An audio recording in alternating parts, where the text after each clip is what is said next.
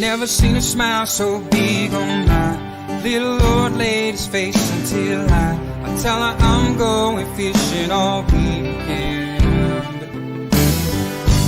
Pack up all of my bacon, I make plans for 7:45, and I swing around, pick up my date for the weekend. Some reason she seems to please when I'm leaving. There's something I'm missing when I'm gone fishing. When I'm gone fishing. When I'm gone fishing.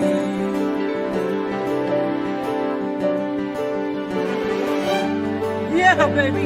Yes, sir.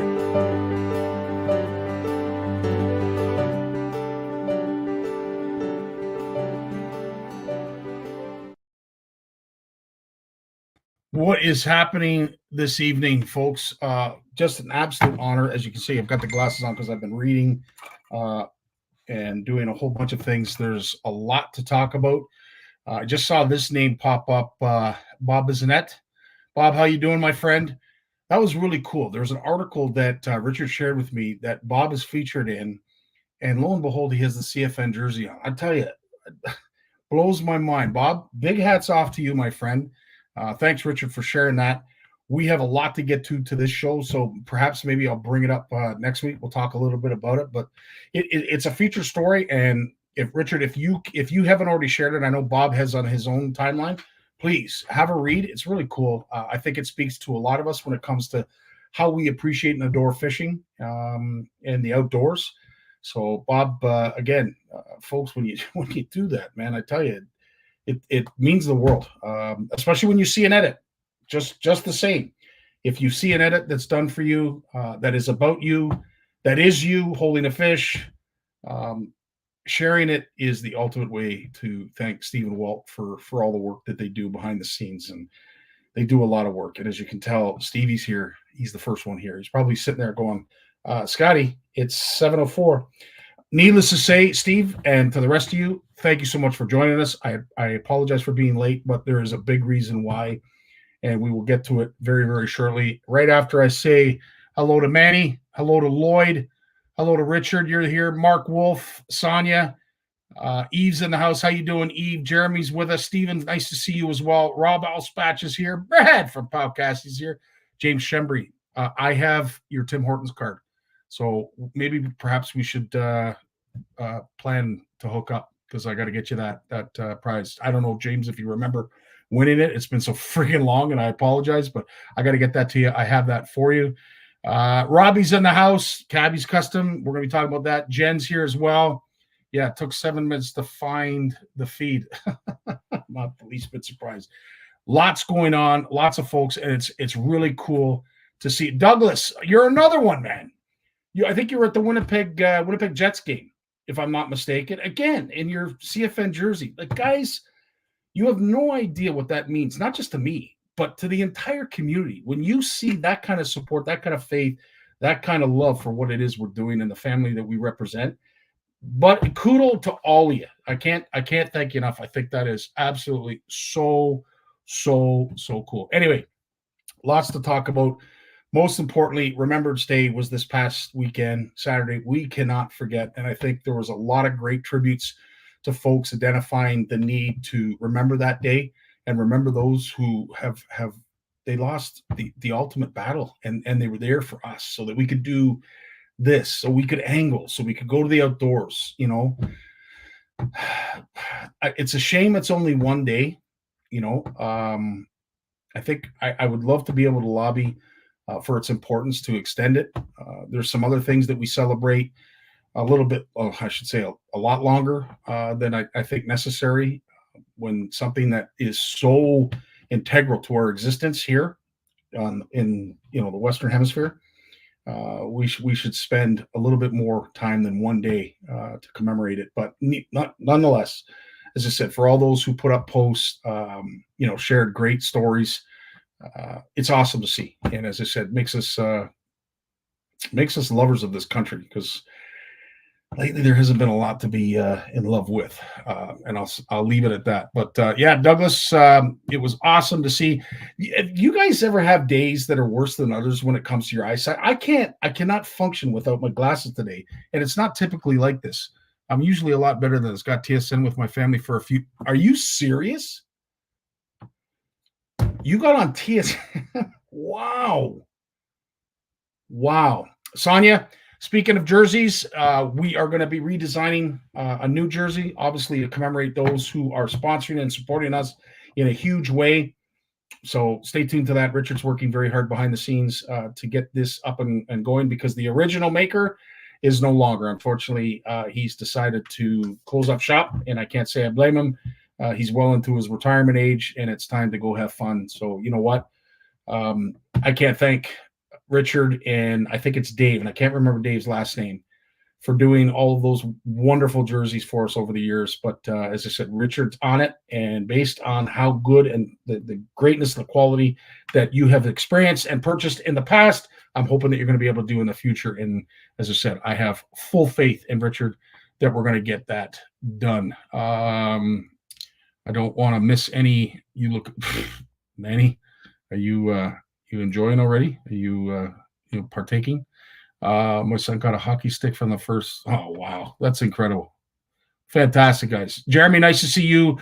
Chuck D will be getting to you as well. There's so much to talk about. So as I said, Remembrance Day, I'd love to wear this poppy all year round. I really would. I know it's disrespectful, but I think it's disrespectful that we don't show enough homage and support for those who have lost their lives.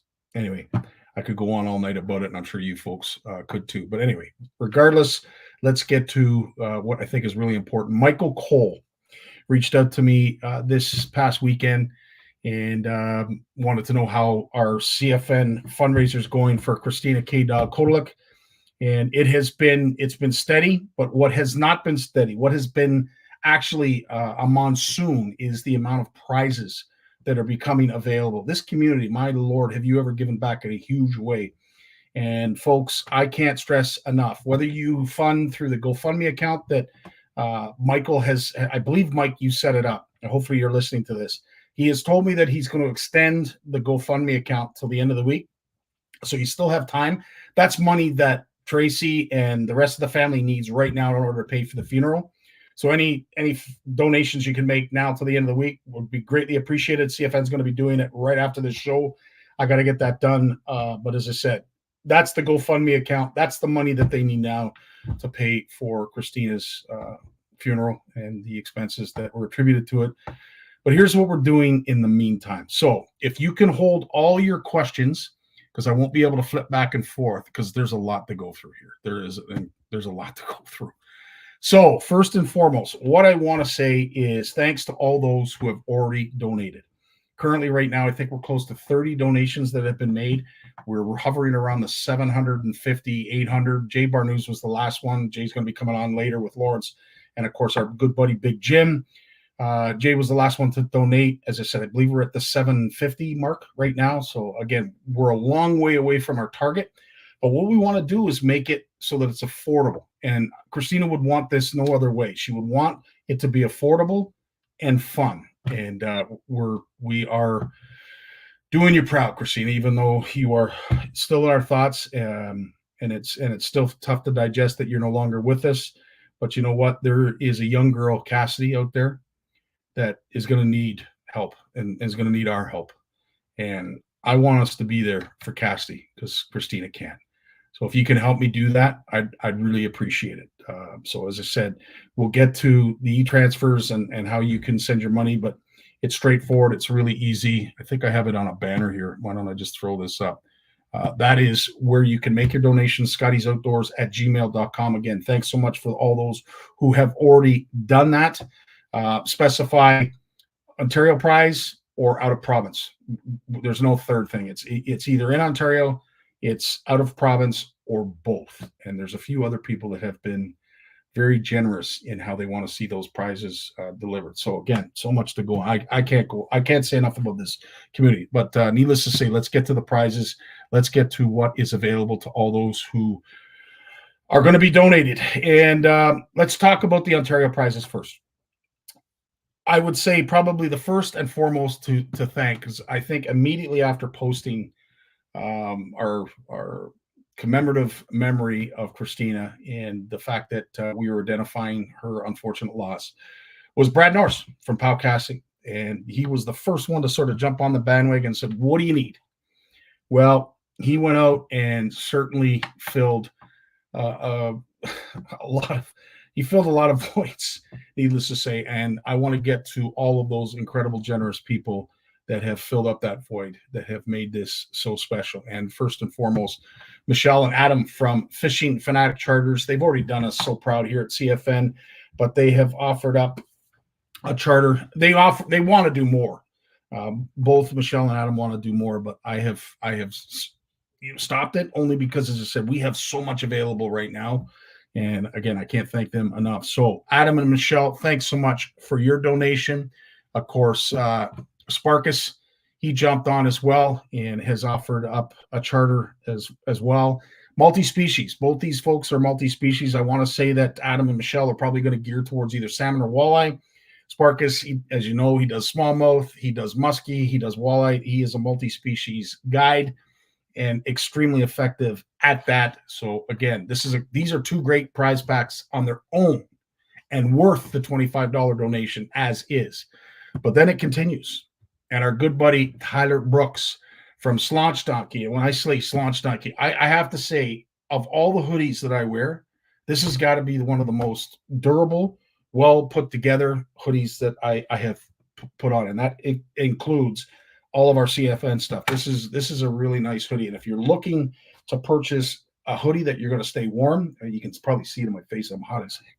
But they're awesome hoodies. Very, very awesome hoodies. And of course, Tyler has offered up a day out on the water with him, another multi-species angler. So I have no idea what you're going to be targeting with Tyler, but it will be up to you to decide, and we'll go from there. Of course, Brian Sturch was another one from Burning Baits Guide Service. He is primarily a bass and muskie gent, loves his muskie. So again, there's a chance for you to enjoy a day out on the water with Brian, going after some toothy critters. Let's just say that you're going to be going after toothy critters. Now, this is where it gets interesting because, there are people that perhaps wanted to donate, but they also wanted to donate their time, and they didn't really know how to do that. But speaking to them, we have certainly made this happen, and there's a few notables that I wanted to bring up. One of which, of course, he might be listening right now, is Mike Howard, Twisted Circle Chrome. He is definitely one of those anglers that you see regularly on social media, up and down the riverbanks, hauling in chrome, as the sign would suggest. And he'd like to take somebody out on a day on the water. It's not really fiscally, able or possible for him to donate. So he wants to donate his time. And Mike, again, thank you so much for that. Of course, another group is Fanatics Outdoor Adventures. They target primarily muskie, and I was talking to Jen on the weekend. They'd like to offer up a trip as well. The details, again, we'll get to once we get all the posts together on Facebook, which, again, has kept me extremely busy. So, again, thanks to Scott and Jen. And then, of course, Colin Stass. He wanted me to use this picture. I totally understand why. If you know Colin, he loves the smallies. The bronzebacks of, various lakes, including Erie and Ontario. Colin's done his fair share on all of them, St. Clair. But needless to say, he wants to offer up a day out on the water with him as well. So again, these folks are very generous, and everybody just wants to help out. And I love that. I absolutely love that, because that's that's where I'm at too. That's the whole reason we do all of this. Andre, but last but not least, this is an incredible prize pack. And of course, I'm going to share the video as we speak because Andre and Tracy at Camp McIntosh have been so generous to OFC Nation and CFN. And its generosity continues. So a 2-night stay is also available for, I would say, mostly Ontario folks. It'll be up to you when you decide. Again, when you give your $25, when you e-transfer your $25, please specify that you want Ontario prizes or out-of-province prizes. And of course, unless you're going to jump on a plane, those who are in Ontario are going to be exclusive to this prize pack. And I'll tell you this, anybody who loves to catch smallies, pike, muskie, the odd walleye, this is the place you want to go, especially if you're a smallie and muskie lover. It's incredible. I can't say enough. Can't say enough about the generosity. And it doesn't end there. Again, it is McIntosh 2023. Amen, Kevin. I couldn't have said it better myself. And that was the big fish of our OFC Nation retreat. But if you're looking to experience what we did up at the OFC Nation retreat, by all means, please donate and get your chance to win. If you are looking to go and try the camp, please reach out to Andre and Tracy at Camp McIntosh at hotmail.ca. And of course, there's the phone number as well. There's the website too. So again, 2-night stay is up for grabs for our fundraiser. There are also some tickets that might be available as well. We're still working on that. Butch Carter, the old coach of the Raptors, who joined us up at our OFC Nation retreat, ran into him, enjoyed a cigar with him, and he had said, Scotty, leave it to me. I'll get you something. So I haven't got those. It's not for sure, but we are currently working on some Leaf, Raptor, and Blue Jay tickets. So stay tuned to that. That's just exclusively Ontario prizes. Now, let's get to the out-of-province prizes because these are pretty generous as well. First and foremost, I have to say a big shout-out thank you to Chris Yalowicki from Yalai Fish Lures. He has put this prize pack together, which I'm going to be picking up later this week. What a prize pack. Like, holy smokes, man. That's what all I could say. Chris, thanks so much for your generosity. Chris, again, was one of the first to jump on. James Mee was another. James, as you can tell, is out fishing and enjoying himself, and we really appreciate that you are, because we live vicariously through folks like you. So Meigs Lures has stepped up in a huge way, and thanks, James, for making those available for the prize pack. Also, our good buddy, Big Jim McLaughlin. There's been some stuff that he's given me over the years that I've managed to put together on the weekend. So, Big Jim, we are so thankful and gracious to have you a part of our community, but the fact that you give back in such a way. Now, Jim had mentioned last week that perhaps we were going to do a day with Jim fishing from shore up at his place. That's still in the works, but we're thinking that we might use it for something else. So stay tuned to that. But Jim, thanks so much for giving up as you always do. You got a huge heart, dude, and that's why we love you. Bruce Downs from Ugly Boys Baits, the entire Downs family, they have put together a prize pack as well. Thanks so much, Bruce and family, for that. Again, Ugly Boys Baits has been a supporter of CFN, I think, right from the beginning. And you know what? That kind of dedication and support doesn't go unnoticed. And we are loyal to Ugly Boys. So if you need anything, by all means, the website is there. Or you could just reach out to Bruce himself at what does that say? uglyboys@gmail.com. So again, you're looking for weights, you're looking for jig heads, you're looking for spinners, what you name it, and Bruce will likely make it. Robbie from Cabby's Custom, as I said, they have been a part of our community for a while as well, and they make a whole bunch of stuff. Robbie and his daughters do a fantastic job, whether it's painting, tying, putting stuff together, doing custom stuff. But needless to say, if you're targeting any kind of species of fish, Robbie's got what you're looking for. So again, thanks so much to Cabby's Custom, because again, without you folks and your generosity and your big hearts, we just couldn't do what CFN does best, which is give back to the community. So big shout out to cabbies and all the generosity that continues to flow out of that household. Also, Shimano has stepped up in a huge way. We have a Noski reel that is available. We're going to be raffling these off. I want to say Boxing Day in December. So we're going to run this fundraiser right up until Christmas, because I want to say this is the Christmas after the Christmas. It's the Christmas that just keeps on giving. And I have to say this. Krystina would want it no other way. She really would. She would hate for the attention to be on her, but she would love to know that other people are getting a chance to enjoy a day out on the water or a prize that perhaps they have been wanting for a long time and can't afford. But Krystina, we're thinking about you in a huge way, and I don't think we will ever stop. But a big shout out to Shimano and, of course, the 2500 series Noski that we are going to be giving away. Madcam A-Rod also has stepped up in a huge way. He's put together this prize pack from Madcam Plastics. This will be arriving soon, but A-Rod and of course Madcam Plastics, thanks so much for your generosity. This is yet another prize pack that is available. Behind me, if you've noticed, there's a Stanley Cup, and I hope he's listening. My good buddy Chris Church, who I work with, he picked this up at a show this past weekend. It is a signed Stanley Cup coin holder, and it is signed by Marcel Dion. So it is a unique signature, probably rare these days to get. Who knows? We'd love to see you get others signed, but again, this will be available as well. So thanks so much to Chris for that.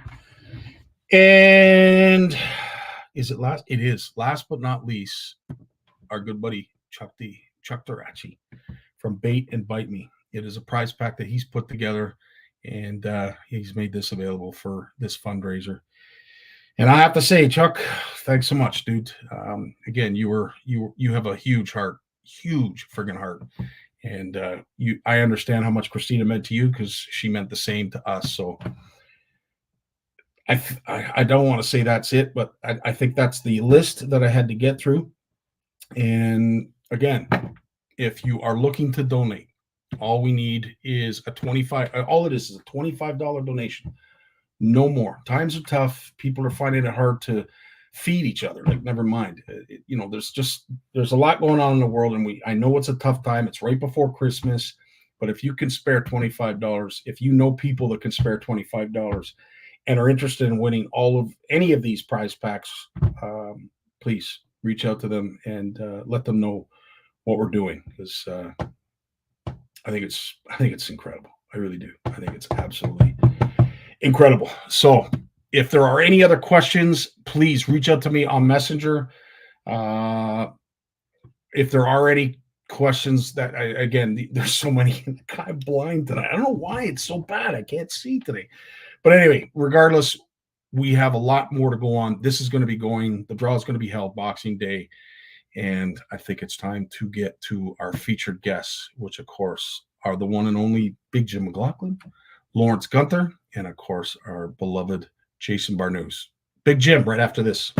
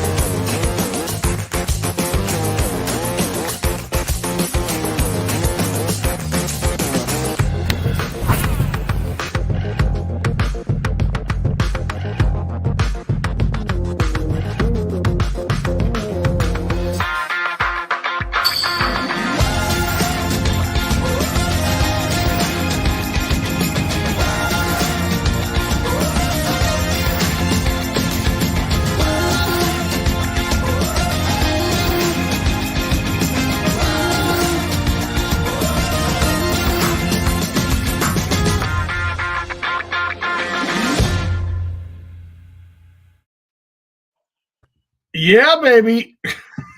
I'm sorry, Jim. I told you it was going to take a while. I apologize. For a good cause, my friend, for a good cause. It is. And again, you've probably seen it over the years. I'm still new to all this. The outpouring of support, the outpouring of generosity. I know you've been a part of some wonderful things in the past. Maybe talk about Well, Scotty, when I had the cancer there and almost left here. Yeah. When they hand you over the space a couple of months, they hand you a check for $100,000. Like I told you, that was the point in my life where I realized that people cared about me. It was a really cool thing because it was a bad couple of years. But, well, the trip that we're going to work on is not Yes. from shore. We'll do it in the fall in the boat when it's good out there and everybody can catch fish. Oh, sure, dude. Yeah. 100%. Yeah. Whatever you think. As I said, we're gonna do something. We're gonna talk about it behind the scenes. But as I said, it's gonna be a fundraiser that will go for something that I think is worthy. I know is worthy. I shouldn't say I think. I know is worthy. But anyway, Jim and I will talk about it. What we are going to have a typical fish fry. So make sure you come if you win, you come hungry because we're not going to send you away hungry. Jim, as I said, got a great spot to do a fish fry because even if we get some rain, we can use the boathouse. That's true. I never even thought of that. Man, you never. We're fishermen anyway. We could go out in the rain anyway. Yeah, but the cameras don't work that well in the rain, Jim. Stainless steel doesn't rust. Jim, I know you are a gent that loves his fish hacks and all kinds of DIY stuff that go on. I know you are a man that was wicked with his Sharpie. I want to know, are you any good with nail polish? I used to be, then I got married. Okay. Well, something that I saw. Leave it at that. I leave it at that. And that's okay. There's nothing wrong with that. But you understand, and I know you and I have talked about the color red. It goes on. And there's a certain style of jig head that I like, and that red underbelly that represents the gills or something close to the mouth. I saw this hack on a crankbait, and I just wondered, is this something, Jim, that you would do yourself, or would you just purchase it so that it had those red streaks? It's pretty nice, but I wouldn't get excited about it. No, I don't even know if my crankbait had the one I was using with you there, the one I caught, like the big fish. There's no gills. It's like mustard. You've seen me almost all the time since you've seen me. You've seen me throw a crankbait. It's been mustard colored. Yeah, that's right. I never owned a mustard crankbait until the Macbeths came out. Jim, I didn't know that. Even the TN60, you never got a mustard color? That's not a crankbait. That's a rattle bait. That's true, No, I did. So just so the people are sure what they know what mustard is. Yeah, it is. You're right, Sonia. It is pretty. It is what goes on hot dogs, but that's mustard. Yep. And see the things I say. See the little VMC snap and everything. Yeah. But that's much. You don't see any red on the gills there. No. Hey, the biggest craze ever in crankbaits in Eastern Canada here was when Bill Safe used to use the white big O's. Yes, that's right. On TV. Well, there was no red on the gills of those. That's right too. Things like that. It was just a dot. He just put dots, wasn't it? The dot was the big thing. Yeah, people used to put a dot. Sharpies. I have done funky things, but I mean, when it comes to color, Scotty, I told you about fishing with Mark Thorpe. We're trolling for muskies, and he brings the lure in, a big giant, 8, 10 inch, 12 inch long bait, brings it in, holds it up in the air so the wind's blowing away from him, reaches in the rod locker, pulls out a can of black spray paint, paints the perch colored bait, just sprays it with black paint, throws it back in the water. Interesting. And you keep trolling. Interesting. As it hits the water, the paint just adheres to it. It's done. Yeah. It doesn't move. It's not a nice finish, but it adheres to it and things like that. And that is how Mark treated color. Interesting. You know, like if I had one choice of color for the rest of my life with anything, it's black. Steve is asking, excuse me, Jim, do you have any Grey Poupon? I like that. That's awesome. But, you know, I would have to say, and this was something that I never even thought of, fingernail polish does give off quite a smell. I don't know if it's a smell that will deter fish, but I wouldn't want to find out the hard way. So that's actually good. So perhaps maybe if you are going to do something like that, maybe use a Sharpie. But as Jim has suggested, maybe you don't have to use anything at all. You're not going to catch any more fish because you put red. And do you really think when a crankbait's busting through some weeds that a bass swims up and goes, "Oh, can't see the gills. I'm not biting that." You can't see the gills anyway unless the next, you know, the gill plate's pulled open, eh? Yeah. I love old wives' tales stuff. You know what I love, Jim, is you are black and white. And as I said, when you explain it, it makes perfect sense. You've talked about this when it comes to fishing line. You've talked about this when it comes to the color of hooks. The fish, at the end of the day, when it's ripping through cover and all kinds of stuff, you're 100% right. Like I told you, the best ever. You see guys out there, Kevin Van Damme. And when I was with him, I was, you know, one of the times, well, actually it was in Toronto when he came to Andy's show one year. And I said to him, I saw you did the tip with the Sharpie. I said, I do that all the time too. And I said, but like, isn't like black your favorite color? And he goes, just like that. Yeah. But maybe not the fish's favorite color.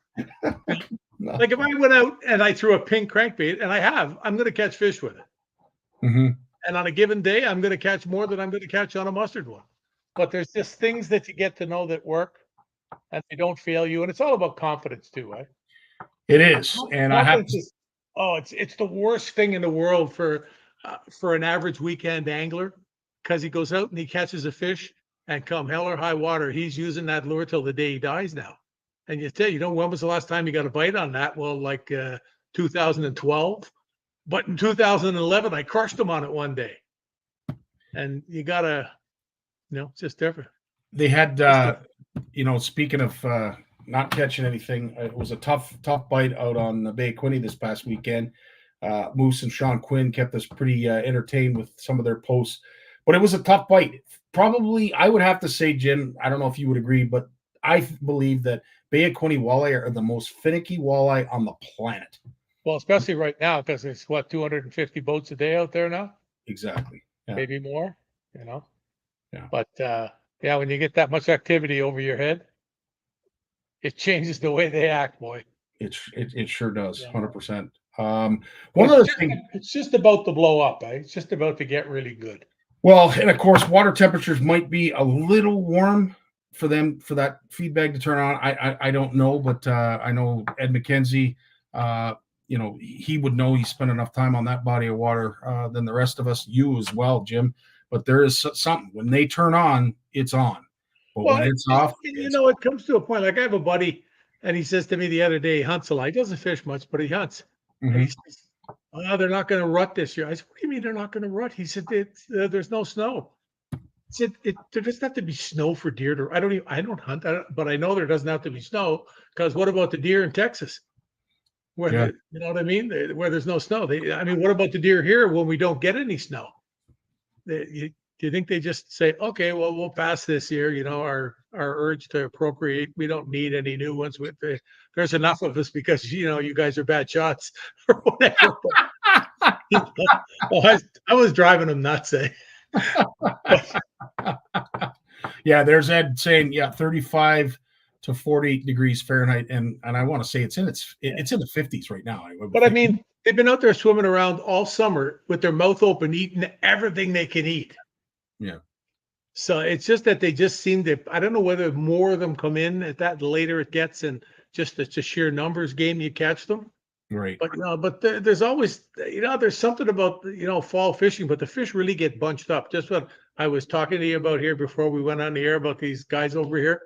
Once you discover a place where fish bunch up, it's going to be the same. And the Bay of Quinte is a place where the fish bunch up. They sure do, in great numbers. And we saw it on Moose's graph. Lots of beautiful, beautiful arches, but I don't know who the winner was. But the blue collar angler, we're going to do a feature on him this Wednesday. It was pretty.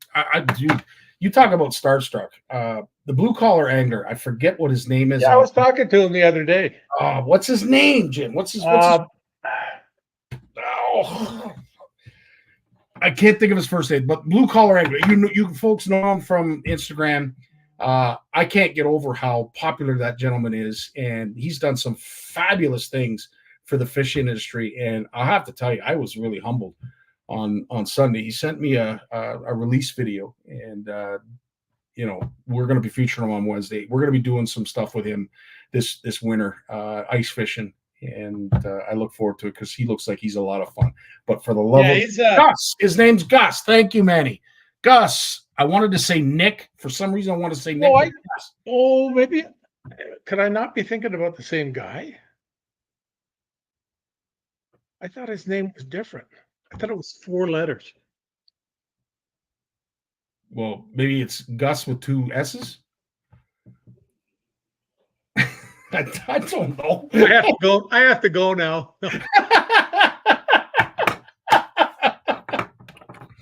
Manny, it's funny because the day before, Manny had mentioned you got to meet this blue collar angler, and I've never heard of him on Instagram until Manny mentioned it. I went by and I looked. I'm like, holy smokes! He did a thing with Lunker City split tail. They sold out just because of a post that he made. You talk about an influencer. This guy's an influencer on steroids, as far as I'm concerned. So we're honored to be doing some stuff with him this winter. Look forward to it. Jim, also, speaking of interesting things that I suppose I've never seen, but I swear I've heard of it before, is that dreaded Tokyo rig came up with something that our good buddy Brad mentioned to me about I'm going to say it wrong. I am Captain Ben Wolf. Jika. They were. Jika, thank you. They were huge in Ontario about 5 years ago. Okay. Everybody and their uncle was making them. I mean, everybody and their uncle. And all it is a split ring, and you put a sinker on, and then you put your hook on. And I thought it was so funny today, there just before you went live. Yeah. When I said, do you hang on for a sec? I had talked with a guy today, and I had this sitting on a table. And it's not really, this is just a jointed jig. It's an owner jointed jig. Yeah. You can see it's a little bit different. But basically, a Jika rig would just be the sinker would be hanging down, and you would tie on by the split ring. So the sinker just sort of hangs down like that. So it's just it's a Tokyo rig without the wire. Yeah. That's basically how I see it. Exactly what it is. Yeah. If anybody's interested, this I picked up from Angling Buzz. It's a good description of it. Nice, easy, descriptive way of showing how to tie it as well if you're not familiar with it. Very similar to the Tokyo rigs. It just, to me, has a wider gap hook that's a lot larger in size. Yeah, see, you can put whatever hook you want on it. It's just like the Tokyo rig, eh? Hi, I'm Captain Ben Wolf with Sportfish Michigan, and I've got a rig that I want to use today, and it's called the Zika rig. So all this rig is just an extra wide gap worm hook that we put a split ring on, and then I use a finesse drop shot weight. And what that allows us to do is to change the weights depending on the conditions. What happens when this falls, it falls straight to the bottom just like that. And then the tube is flared, and then when we drag it along the bottom, the weight is able to be felt by the angler because the weight is exposed, and so it doesn't have the dulling effect that the plastic does around the weight if the jig head were inside the tube. And to rig this, all we do is it's a standard Texas rig.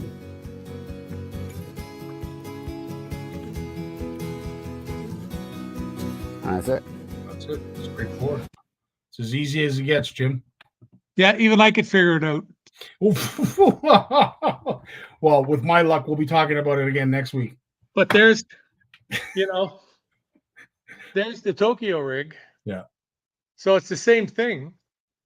I cut that off my rod. It's the same thing, except it doesn't have the wire. You just put the sinker where the wire would go onto and let it hang down. It's pretty simple.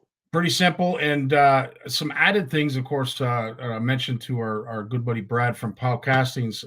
If you have not seen his dredge drop shot weights, I know, Jim, you've used them. This would be a variation to the Tzatziki rig, but needless to say, of course, these are snag proof. They're very similar to what came out with Lindy, but he has. Sorry, Did Jim. you know what you just called it? What did I say? You called it a Tzatziki rig. Did I call it a Tzatziki rig? You know what? We're having souvlaki tonight. Maybe I got on the brain. But needless to say, you can get different colored weights to go along with it that are snag proof. But it, like Jim said, it's so straightforward. You need an eyelet, you need a weight, and a wide gap hook. Really simple. Very, very simple. Very simple. Yeah, I really like the weights. I don't remember when we were out there. I used one. We talked about drop shotting and in the fact I think I still have. Yeah, I still have it here. I don't. There's the way I cut it off my rod. So there was. Oh yeah, that's right too. Yeah. There's the POW casting weight at the bottom. Yeah. And I had using my Archelon up top, and of course that would float up out away from it in the water. And that's the one. It's all chewed, and I have to say, I want to. If there was a rig that I'd have to use from now to the end of time, the drop shot is. It's super versatile. You can fish for anything with it. Anything. Yeah. I would say hands down. There's a lot of folks that would 100% agree that if they had to use just one, the drop shot would be it. Jim, there's a certain something going on this Wednesday that I've been seeing flashed on social media. I know it's going to be starting at Gagnon's, and then it's going to the Whitby Center. Did you want to talk a little bit about this? Because it's got something to do with Shimano, just a small bit of Shimano. They're having what they call the Elite Day Angling All Stars. We got Gussie coming down from almost up north there, and he's bringing the trophy with him. And him and Cooper and our own JP will be at Gagnon's for a couple hours in the afternoon there, and then I guess they'll go off and find dinner, and then head over to Landmark Cinemas, and they'll do seminars there. I'm sure they'll have some stuff up on the big screen and everything. They're going to make a night of it. It's only $20. All the money that's raised goes to the Junior Bass Nation. Oh wow! The Ontario Junior Bass Nation. So if we get 500 guys in there and they all pay $20, well, be a nice chunk of change for the for the boys. And the thing is, your $20 gets you a Mastiff fluorocarbon hat, a custom one, a brand new one that they just did for the evening. You get a spool of Power Pro line, and you get popcorn. Enough said. Boom shakalaka. Boom. So, no, it's a no-brainer for $20. In fact, you should even do, even if you can't go, phone Gagnon's or Jasper at Project and e-transfer them $20 if you can for the juniors. 100%. Yeah, I'm going to go to Gagnon's. I'm not going to be there in the evening because it's hard for me to stand up and walk around like that. It'll kill me and I'll get frustrated. But you're going to be at Gagnon's? I'll be there. Yeah. Oh, Jimmy, I got a hug waiting for you, dude. That's why I asked you if you were coming. I'm just kidding. Have you heard of the Tokyo rig, by the way? Yeah. You mean this thing? So as I said, this is great. It's awesome to see Gussie come down and Cooper, and of course, and they're going to do seminars too. All three of them are going to do presentations. Yeah. So the boys will probably talk more about fish, and JP will get into the technical stuff. And I believe, I don't know, I'm just saying because that's his bag, boy. He's when it comes to rods and reels and understanding all that stuff. Like I phone him and say, hey, what's this, such? It's he knows the tech stuff, eh? It's actually something. Mercer's nickname for him is the Rain Man. He is, man. I was just gonna say he literally is a Rain Man for Shimano. Now I don't know if he's that well versed on every product, but if he is, saltwater too. Look where he's next week. He's headed down to that Tropic Star Lodge, and he's bringing the kid with him there, Cooper. That's awesome. Yeah, they're going to go down and catch some big fish. Klassen has said, deal. All right, Klassen, you're on, buddy. As I said, Jim and I will be at Gagnon's. We'll shake your hands, give you a hug. Hey, want to Explain see something neat? the Suzuki rig, the Tokyo rig, and everything else. Oh, baby. Wonder what could be in there. I didn't make it to the post office today. Sorry. Glasses are awesome, buddy. No, I had a buddy of mine here who's a contractor, came over and did a bunch of odds and ends. Little things that needed to be fixed around the house, just little things that are a pain in the butt, you know? Yeah. And it was he ended up getting here pretty late because he has a store and everything else, and he had to get out of it. And then he's an hour and a half drive here, so he got over here and he was around this afternoon. So I passed on the post office. Right on, dude. That's awesome. Terry, thanks so much for that. Anybody who orders online, perhaps maybe you can't get to Daniels. It is great service. They do great things for our angling community, and there's always deals to be had at Daniels. Pro J's is a great thing. You know, Jasper has done some great things for our community as well, and for the fishing industry at large. Two great individuals that are center points when it comes to the angling industry as a whole. They get along too. That's the nice thing about it. I was going to say that, and they all worry about one another. If something's happening or they know about something, they have each other's back. Yep. It's impressive to see, I'll tell you. Jim, I know I was long-winded at the beginning. I'm so glad that I didn't have to throw water on you to wake you up, but I know there's probably something I've missed. Is there anything you wanted to mention before we go?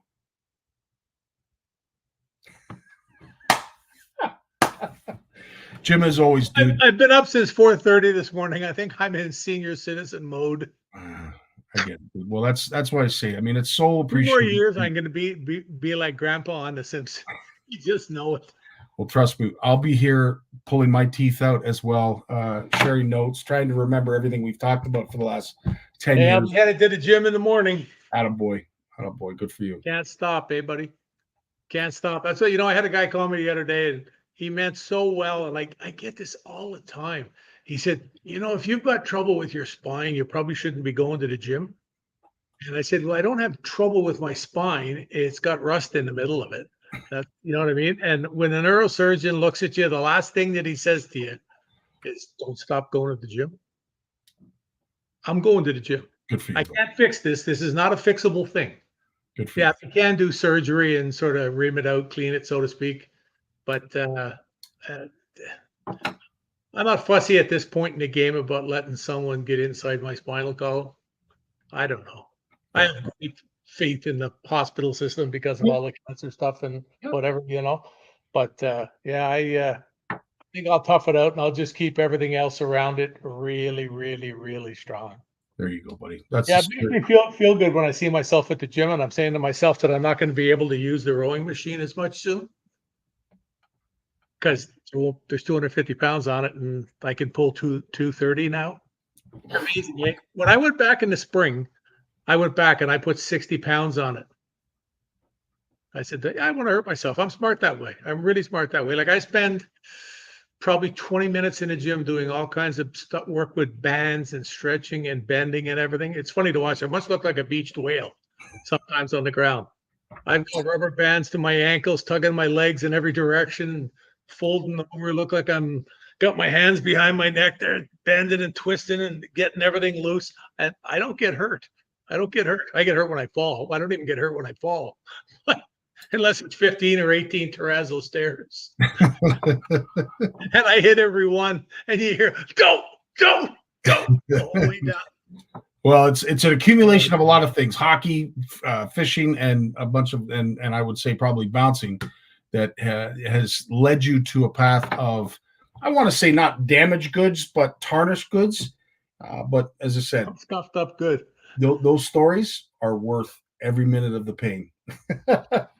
Jim, as always, buddy, thanks so much. Don't remember that one. But does he?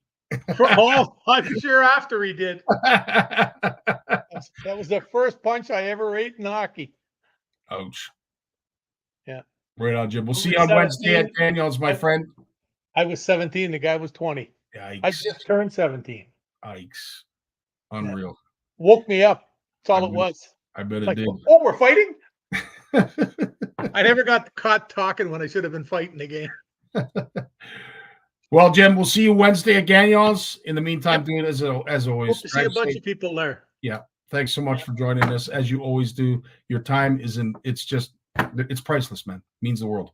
Thank you. We'll find a way to drag somebody out here next year in the fall and get them out there and turn them into a largemouth fisherman. You got it, dude. Right on. Hey, guys, enjoy. Hey, if you're getting on the ice, be safe. Remember after last week, I sent you that thing? Yes. 3 people drowned, and there's another one now somewhere else. Somebody texted it to me. So it's happening early. Damn. Really early. It doesn't have to happen, guys. Be safe. It does. Yep. You're right, Jim. Thanks so much. Lawrence Gunther after this. All the best. Peace. When it comes to Canadian food, we've got your back with flavors like lemon pepper, beer batter, campfire barbecue, lemon pepper dill, garlic butter and chives, and crispy Cajun. We've got a mix for every meal. Whether you're serving East Coast shrimp, West Coast salmon, succulent walleye, chicken wings, or veggies, we've got you covered. Coat your food in outdoor flavors. Available online or at these fine retailers. Lawrence Gunther in the house. How you doing, Lawrence? I'm doing well, buddy. How are you? Well, you know what? You were under the weather a little bit last week, and I was. It sounds like you're not 100% recovered, but you're a heck of a lot better than you were. No, I'm good. I had a long weekend. It was a busy weekend. I think Saturday I put in a 17-hour day. That didn't help, but that was a long day. Left here at 7 in the morning, got back at 12:30 at night. And but we got the job done. That was the main thing. Up at the Bluefish Exploration Center, we had 2 storage containers installed. And just in the nick of time, when we got up there, was 4 inches of snow on the ground, and they don't plow the last 5 kilometers. So, but you know what? That tow truck driver, he was supposed to pick up the first container at 8 a.m. He rolled out of bed at 9:30. We found out later, and showed up with the first container at 2 in the afternoon. That was the time he was supposed to show up with the second one. But anyways, he walked the 500 feet of path through our forest, and he said, "Yeah, I can do it." So he crawled down there with his 23-foot dually, tilt bed with our 20-foot container strapped to the back of it. Turned around, backed it into the spot, and it dumped it pretty much right on the mark. And took a little bit of doing, though, but he got it. And then he got it off. It was 3 o'clock in the afternoon. I said, "What about the next one?" He goes, "Well, I'm going to go get it now. Are you guys going to be here?" And he said, "We'll be here." He goes, "Well, then I'm going to go get it." He came back with the next one. I think it was 8:15. That took an hour to get off that one, but we had lots of lights. Those are trucks, right? They are full of lights. They have lights shining everywhere. So it's a wonder they're able to stay lit up and the batteries don't die for the amount of draw there is. Speaking of pet fish, everybody loves your fish over the top of the doorway. Douglas just mentioned it again, but it's been mentioned many, many, many times. Speaking of which, I was thinking of you on the weekend. Somebody had mentioned, I forget who it was, and I apologize for whoever it was that told me, but our friends, the orcas, there was a pod just recently that bit apart another rudder, enabling a boat. And from what you had said before we went live, ended up sinking the boat. Yeah, another one, eh? These killer whales, the scientists say they're young pods off the coast of Spain, and they're mostly young males, and they think they're just having fun. So what they go up to these sailboats, these 30, 40-foot sailboats, and they just bash away at the rudder on the back. And that's sort of the weak area of the sailboat. You don't take a lot of waves at the back of the boat. You take them at the front. So they just keep pounding away at the rudder and twisting and chewing on it. And eventually they bust the back of the boat open and it sinks. This time it took them 45 minutes to get that boat to go under, but they did it. And then everyone piled off into their little rescue boats, and before the Coast Guard got there. But they weren't interested in the people at all. They just wanted to have fun with that big sailboat. It's incredible. And once they're in the lifeboat, the orcas leave them alone. Like I don't ever hear the end of the story. I just hear that they tore apart a boat. Yeah, they don't. They're not interested in the humans in the lifeboat. That's not their interest. Their interest is just chipping away at the tail of that sailboat. For some reason, they got an interest in the butt of that sailboat, and they just want to play with it. It's like the orcas that play with the porpoises, right? They'll grab a porpoise and they'll throw it up in the air and they'll catch it and they'll pass it back and forth. And they'll do that for half an hour until the poor thing's drowned. But they just love to play with them. And they do this obviously to teach the young of the pod how to corral, or maybe it is just to show how to have fun. But at the end of the day, and Jeremy brings up the point, give me sharks any day. I don't know, dude. I've been seeing a lot of great white sightings too that are bigger than the boat that they swim beside. But orca, shark, great white, orca, I'm not sure I want to see either one of them at the side of my boat. I would be in awe, but if I'm not far off the coast, the last thing I want to see is something as big as or bigger than the boat that I'm in, and then, God forbid, it starts taking chunks out of the rudder. Oh. Yeah. And you know what? Killer whales and in certain indigenous communities on the coast of Greenland, they've had a relationship for thousands of years, where the killer whales would alert the fishermen on shore of some large whales nearby. The killer whales would herd the right whales or the into the harbor and get them into the harbor, and then they would alert the fishermen, who would come out with their boats and kill the right whales or the spleen whales. I can't remember which ones they are, and they would cut out the tongue and give it to the killer whales. That's all they wanted, was to eat the tongue.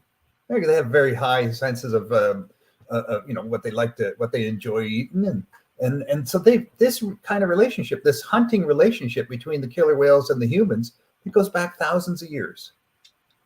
But does it go back thousands of years that a pod of orcas are chasing after a whale that is eating nothing but krill, has a huge tongue in its mouth? These orcas chase after it until they're able to I don't think I've ever seen that on. Who are some of the wildlife shows? Well, they kill the babies, right? The killer whales will target the baby right whales, and that's why they now have recordings of mother whales speaking with the baby whales. They whisper, because they don't want the babies to call out, because it'll attract the killer whales. So the mother whispers to the baby, and the baby whispers to the mother, so as not to draw attention to themselves. As I said, I digress, but I thought of you immediately when I heard about this. Yeah, I bet you Lawrence has heard it as well. He probably heard it before me. He was probably coaching the orcas for what we know. They're not orcas; they're killer whales. Killer whale. Anyway, needless to say, name. with the week off, I'm sure you've got a plethora. Got a few things here, buddy. So I'm going to let you take it away. All right. Hang on. So I was at the Lake Links Watershed Conference. Watersheds Canada puts us on every year in Perth, Ontario. And we had Dr. Stephen Cook talking about catch and release best practices, Ministry of Natural Resources talking about whether or not they're going to have seasonal sanctuaries to preserve bass spawning areas for 6 weeks where no fishing would be allowed. He doesn't think that's going to happen because he thinks there's plenty of bass. And he thinks maybe too many bass eating walleye. So maybe it was interesting that he came up with that opinion, an MNRF guy saying, there's a lot of bass. We're worried about the walleye and the bass are eating the walleye. So anyways, I'm just throwing that out there. But there were some interesting presentations for sure. A lot of really, so this year, Watersheds Canada, for those of you who don't know that organization, it started off like 8 years ago. And they were starting to do shoreline, love your lakes, and shoreline restoration, working with property owners to how to soften their shorelines instead of riprap and stone and things like that. Just plant the proper plantings to soften the shoreline and to make it erosion resistant to floods and things of that nature. And that grew. And I was talking to him. I said, why stop at the shoreline? Why don't you go into the water and make habitat for fish too? You're there already. So they introduced that.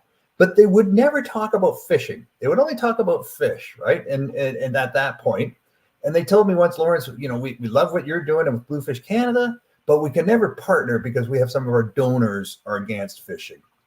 And I understand that. When you have someone handing you a big fat check every year and they love what you're doing, but they don't want anything to do with fishing. It was a cosmetic company that I won't name that promotes vegan products that aren't tested on animals. And they were handing these guys a big chunk of cash every year. Well, they've got a new executive director at Watersheds Canada. He was the past marketing manager of marketing for the Ontario Federations of Anglers and Hunters, Robert Pye, and he's now head of Watersheds Canada. And this year at the Lake Links conference, it was talking about fishing and fish health. And their newsletter actually talks about fishing buddies. So they've come a long way. I'm very happy and very proud of that organization for embracing fishing, man. 2 thumbs up. Interesting. Wow. I love hearing stuff like that. I love hearing, past directors or folks that were heavily involved with OFAH getting involved with other organizations. At the end of the day, OFAH has done some great things in the past. And some of those folks that still have the need to want to do more are joining other factions within our community, within our industry, and are getting some great things. So I'm glad to hear stuff like that. That's fantastic. The next week I was in Cornwall at the St. Lawrence River Institute for Environmental Science. They have their annual science symposium. It was 2 days in person and 1 day virtual. So I went down for day 2. I'm on the steering committee for the Healthy St. Lawrence River Advisory Committee, and we were having breakout groups. So I led the breakout group on fish health, and we had about 10 people around the table, scientists, members of angling associations, youth, and it was excellent. And I just went around and I asked everybody, okay, what's going on with the pike? What's going on with the walleye? What's going on with the perch? What's going on with the bass? We had so many great insights. You talk about local knowledge and science. The scientists were listening. They were listening to the knowledge of the anglers around that table, talking about the concerns they're seeing on the St. Lawrence River and different stretches of the river and different times of the year and different species. Oh, no, the sturgeon are doing well. Yeah, no, we're seeing more and more sturgeon every year, and more of them jumping. Juveniles are jumping. The numbers are increasing. So, you always think of sturgeon not doing well. All these fishermen are saying, yeah, no, they're doing really well. Well, and then other guys they traced it back to a hatchery program of sturgeon on the American side. That's certainly helping out. Right. Just tremendous insights on weed beds, holding perch, and no, yeah, you don't catch the perch in the weed beds because the weed beds are gone because there's less nutrients in the river now.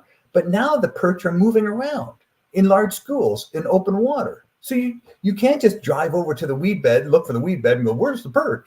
You got to go out now and find the fish. You got to go find them, but they're still out there. So they're relocated. Interesting.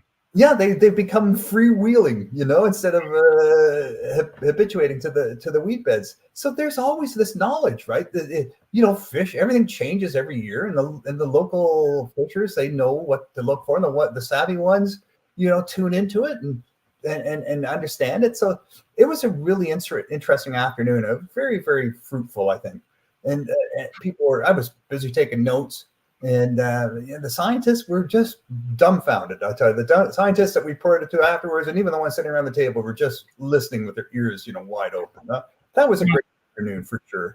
Where primarily were these scientists from? Were they from Queens? Were they from Sir Sanford Fleming, M&R? Where were most of them from? Thousand Islands Biological Research Station. They're the ones who do all the muskie research on the St. Lawrence River and other habitat, gobies, things like that. It's a really state-of-the-art science lab, and great professors there. The head doctor was there, a couple of his students, other scientists working for the River Institute, other scientists from Carleton University, from Queen's University in Kingston. They were there. So we had some good representation from there's over 80 people participating in that conference, and about I'd say about out of the 80, probably 70 of them are scientists by training and by profession. Was there any insight given on the muskie fish kills that occurred this past summer? It's the virus, and it's according to the Thousand Islands Biological Research Station, it's linked to muskie-eating goby. Gobies possess the virus. Gobies do not possess an immune system to fight viruses. Gobies put all their energy into spawning 3 times a year. So instead of fighting off viruses and putting their energy into that, they just keep laying eggs. And as a result, they're real pathogen carrying, biological little waste pots, right? And muskie love to eat them. And around Kingston, the gobies get over 12 inches long, and they're in about 20 feet of water. And the muskies are feeding on these things, big, healthy goby snacks, 12-inch, 10 to 12-inch gobies. And the muskies have a little bit of a delicate system when it comes to fighting off this one virus that killed them off. That was responsible for the fish die-off in 2006, 2007, when we had the muskie die-off then. Yeah. And that's happening again. So it's interesting that I would say the formidable foe of a muskie from a freshwater standpoint would be the shark from a saltwater standpoint. Sharks have been known to fight off a whole bunch of viruses, not to mention, of course, they don't seem to get cancer, even though they're inundated with mercury.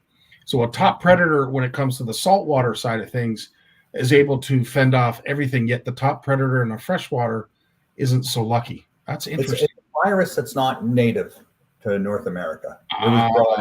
It was brought in. So perhaps, like, I'm sure there's going to be some time that's going to elapse that will allow them to adapt to hopefully fight these viruses at some point. The Chinook salmon and the coho salmon in the Great Lakes have. I mean, when they were first brought in, the first 5 or 10 years, they suffered greatly from different viruses that they had no immunity to. But now they've all developed good, healthy immune systems to these local viruses that they now live with quite well. And for the most part, the salmon in the Great Lakes are spawning successfully on their own.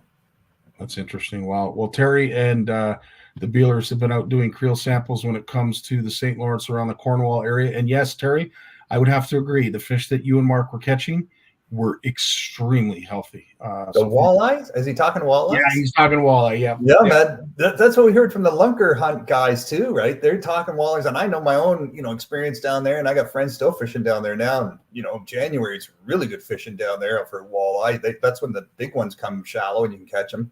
But the walleye population is big, and I said, you guys should study this because now that the walleye population is so strong because they've tuned into gobies. At some point, there's probably going to be some commercial fishing pressure ramping up on these fish again, and maybe more, recreational fishing pressure ramping up as well. So, we need to understand what's sustainable and what does that look like before we hit the top of the curve and it starts coming down again, right? Yeah. And I said, same with the bass. I mean, we're having more and more tournaments, on the St. Lawrence River. If you look at out of Waddington, which is, St. Francis on the American side, and, the bass master elite come and they say it's, some of the best bass fishing in North America. That word is getting out. We're having more bass tournaments on the Canadian side. The Mohawks of Akwesasne are organizing bass tournaments. Don't say they only fish for food; they fish for fun too. And so it's money. It's making money, right? People are making money putting on bass tournaments, and this is some of the best bass fishing in North America. So we should be studying that too. Like, well, how do we make sure, when you're bringing smallmouth bass in from the deep part of the river, caught 40, 50 feet down, and you fizz them, and you bring them into these shallow bays where they're weighed and released into shallow water that's much warmer. And we've seen some small die-offs, right? We had that in the Thousand Islands there a few years back. I won't mention any names, but we all can remember when that 2-day smallmouth bass tournament and the 90% of the smallmouth bass died because they were released into warm water. And we've seen this in Cornwall too. So there needs to be more research done on that as pressure ramps up.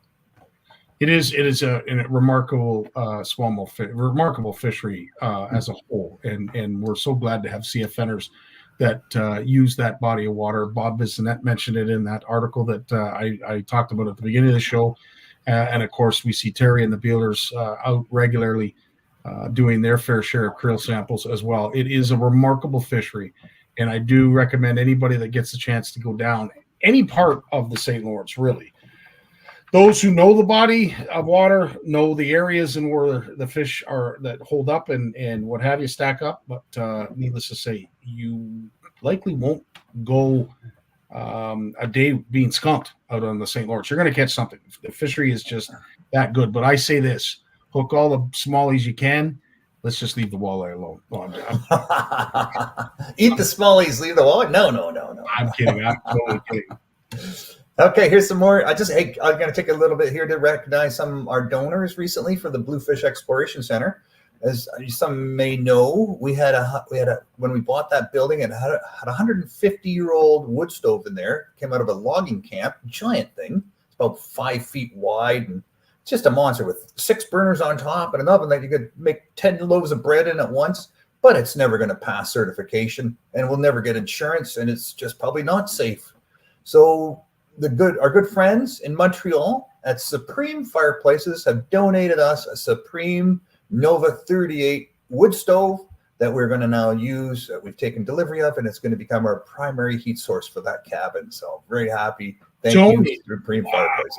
Wow. Well done, Lawrence. I know. Eh? Yeah. It just, we reached out. It never hurts to ask, right? And these guys said, yeah, we'd love to help you out. I was hoping just get a, maybe just, some sort of discount price, maybe, wholesale or something. But yeah, no, that was really good of them.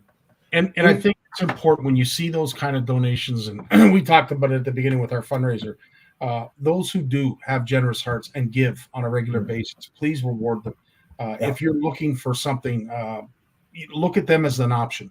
I understand everybody has their go-tos and their confidence baits or confidence go-to tackle. Just think about that. The next time you're going to buy hooks, weights, or anything like that, there's a lot of folks that are doing some great stuff out there, including the CFN, and we appreciate them. And this industry and the community can't survive without them. So think of that the next time you're looking for a wood fireplace, that Lawrence is your guy to contact so that he can put you in touch with the person that donated that wood burning stove. That's a I tell you, it's a foolproof stove. It's state-of-the-art technology, patented stuff in there, but it's so easy to use. Some of these wood stoves now have catalytic converters in them. And you got to play with that. And if it's burning too low, the catalytic converter blocks up, and then you have to clean that every year. And if it's fine if you're the only one using the wood stove, but if you have other people using the wood stove, you've got to be careful, right? What kind of technology you're putting into your cabin. And that's what we have. We have a cabin that's getting used by a lot of people. So this one is all automated. There's no catalytic converter, but it still meets EPA 2020 regulations, which is as high as it gets, which means very little smoke coming out of the chimney. Everything's burnt. And a giant window, so you can actually see the flame in there. And it's just a very simple stove, nothing ornate, nothing glossy, enamel. It's just a big, beautiful box. And there you go. And I also want to thank Cabela's here in Ottawa. We applied back in August, and we were selected to receive a grant. So if you look in the newsletter, the Bluefish Canada newsletter that came out this morning, you'll see a nice picture of me and the general manager of the Cabela's store in Ottawa holding a giant check. And whoever figures out how much is on that check will let me know, and you'll win a prize. You'll win the check. Incredible. But very happy to be selected for that grant. They have that round up to $1, right, at Bass Pro Shops in Cabela. And they say, would you like to round up to $1 for, when you make a purchase for conservation? And people say yes or no. And the general manager said, Lawrence, we need to, it's always good to motivate our employees. So when they're asking all the time for people to donate, then people say, well, what's it going to? And the Bluefish Exploration Center is just a wonderful story. It's something local and something they can feel good about, right? So it's a good fit for them and a good fit for us. And Cabela's has been supporting Bluefish Canada for years with our youth stuff. So this is just taking it to the next level. Thank you, Cabela's. Doing some great work with the partners that you have. Great stuff, Lawrence. I love it. I'm sure you've got more. I do. So we put an editorial out there called A Time Between. It's a time between fresh water and hard water. Yep. And what all that means. And it reminded me of a gentleman I met years ago who counted down his fishing trips. You guys tell me if you think this is normal or something you want to maybe try. But as you get on in life, it's like retirement. You just don't think about it until at some point you start thinking, oh, so many years to retire, so many years to retire. This guy figured out how much holidays he had every year, how much was on his bucket list, how much money he had, and how much longer he had to live. And then he calculated how many fishing trips he had left in his life. And he knew, 2.5 or 3.1 a year or something like that. And he did his best to meet his quota every year, knowing that, when he got to this number, he was probably going to be too feeble or dead. And that was it. but counting down the fishing trips left to you, it's almost tragic in a sense, but I don't know. That's just my opinion. Jeez, if you know what, folks, for those who are with us, if I start doing that, can someone please give me a nudge or just yank my chain? Whack you in the head with a frying pan, man. Holy crap. I'm not going to live my life like that, knowing that there's an end to all this. Oh, I know. So we talked in the article, about why do people actually fish? They talked about the primal aspects of fishing. It's something that goes way back in our DNA. And it's the whole act of the chase. We were out there, we pretend to be prey, and then we turn into predators all of a sudden, with our lures and then our fishing rods. But the fun really is all about getting the lures and getting ready to go fishing and picking your destination and getting your gear ready, maybe buying some bait, new lure, meeting up with your buddy in the morning, heading out in the water. It's all good fun. And this is the excitement we want to pass on to young people, right? So I had Pat Nye, he's the president of the Fishing Angler Foundation in the United States. He's also the president of the National Professional Anglers Association, the NPAA. He's president of both.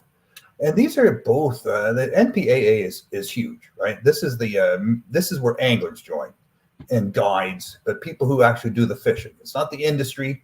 It's not the policymakers, it's not the politicians, it's the people who do the fishing. The NPAA is huge. They've got a real voice when it comes to fishing. And the American Sports Fishing Association is the advocacy arm that, lobby government to get the decisions reversed or made to protect access for fishing. And they work together so well. I mean, these are two things we could certainly use in Canada. We got CFN, which is like an NPAA, only it's membership free. You don't have to pay a membership for this one. But, you look what's going on down there. It's absolutely astonishing. Anyways, Pat and I had a great conversation. I looked at his videos that they make available. Some of these videos have been played on the public broadcast services in the United States with 3 million, 4 million views when they go live. All about teaching kids to fish. So they get 3-4 million views. And so I asked him, I said, Pat, I said, I looked at the videos a lot because a lot of it has to do with safe boating and fun fishing and proper fishing. I said, what about, things around conservation and stewardship? And he said, Lawrence, things are changing fast. He said, for whatever reason, if things are changing fast and it's more important than ever to treat our young people, they become stewards of the resource, right? Couldn't agree more. Hand in hand. Yeah. Couldn't agree more. We talked about it just before we went live. Some of the shortcomings of folks who perhaps don't know the rules or don't care about the rules, and in some cases don't have any shame breaking the rules. So, yes, I shake my head only because it means we got to do more. But we got time for one more, Lawrence. Okay, one more. Okay, so here you go. 148 million tons. What do you think that is? I want to say raw sewage. No, it's 148 million tons of seafood are harvested every year for human consumption. This is for human consumption. This is not for pet food. This is for human consumption. It's not for paint. It's not for oil. It's not for omega-3. It's for human consumption. 148 million tons of seafood harvested every year. Guess how much of that comes from aquaculture? Did I ever get it wrong? Holy smokes. That's absolutely hilarious. That's like holy smokes. That's a swing and a miss when the bases are loaded.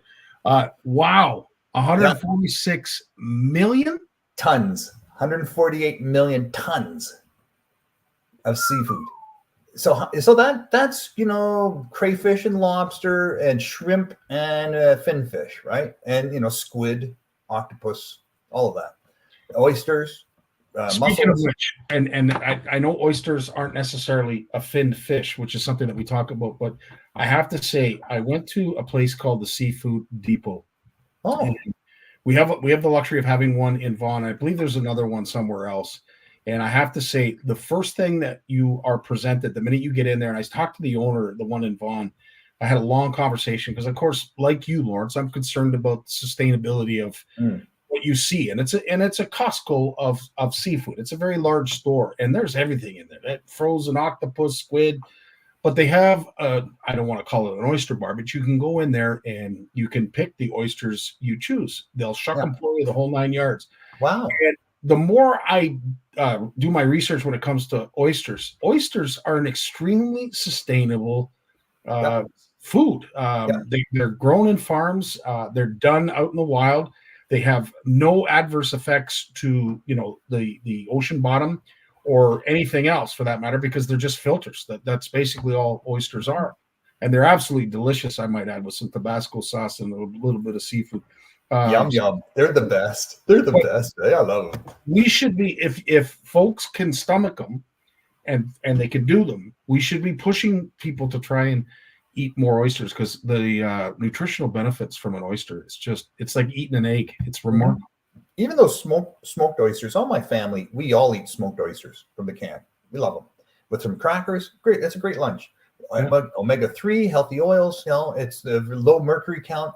But oysters, the thing with oysters is you should also be recycling the shells, because the shells have a lot of calcium and things that are really good for your garden.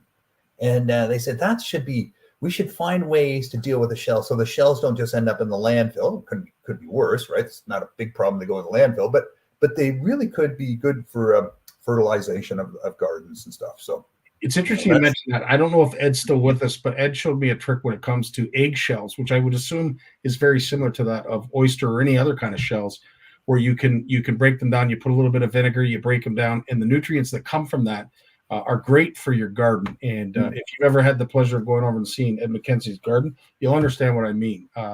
So yes, there's a lot of things that perhaps we need to learn more, or at least be teaching folks, instead of throwing it away and making it somebody else's problem. That's a great point. Okay, last number quiz. How much of that 148 million tons of seafood is grown in aquaculture, and how much is, the other half is wild, right? So I want to say it was about 10 years ago, it was about half. I don't know where it is now. Just over half. Just over half the seafood we eat is grown now. And most of that, 90% of that, is land-based. Which is good to know, because when you hear about these cage cultures that are going on, it's nice to know that folks are getting it and are trying to make a difference by growing them on land, so that we can filter and treat the water properly. Mm-hmm.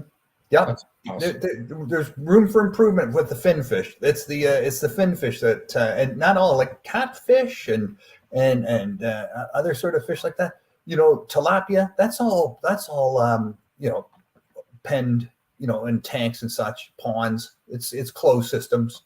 Even a pond is a closed system is done properly.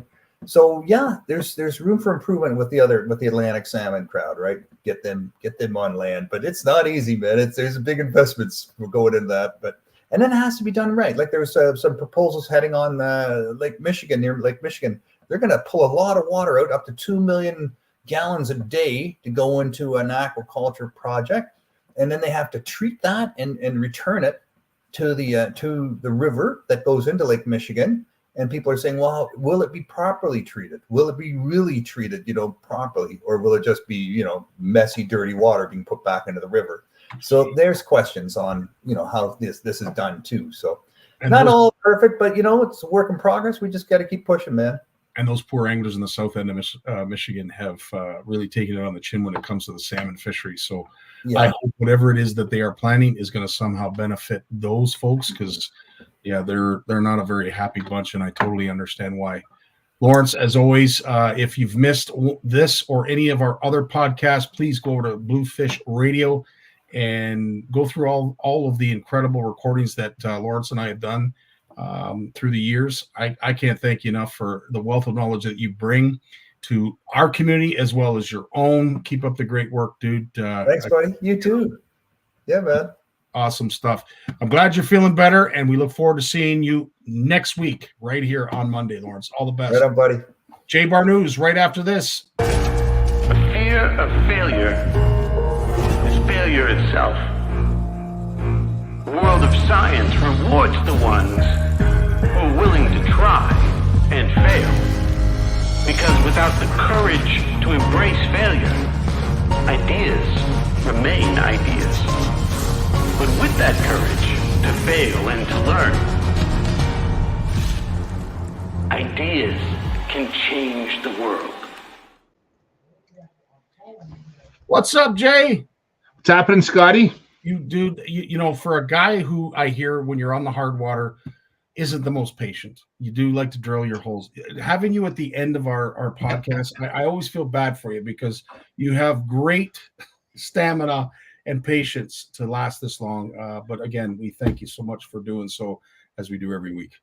Oh, dude, I get down some serious wormholes when I'm listening to you guys talk. Like, actually, and people don't realize this, but usually when I hear the Berkeley music start, I'm like, oh shit, I have to find that window because I have like 25 windows open.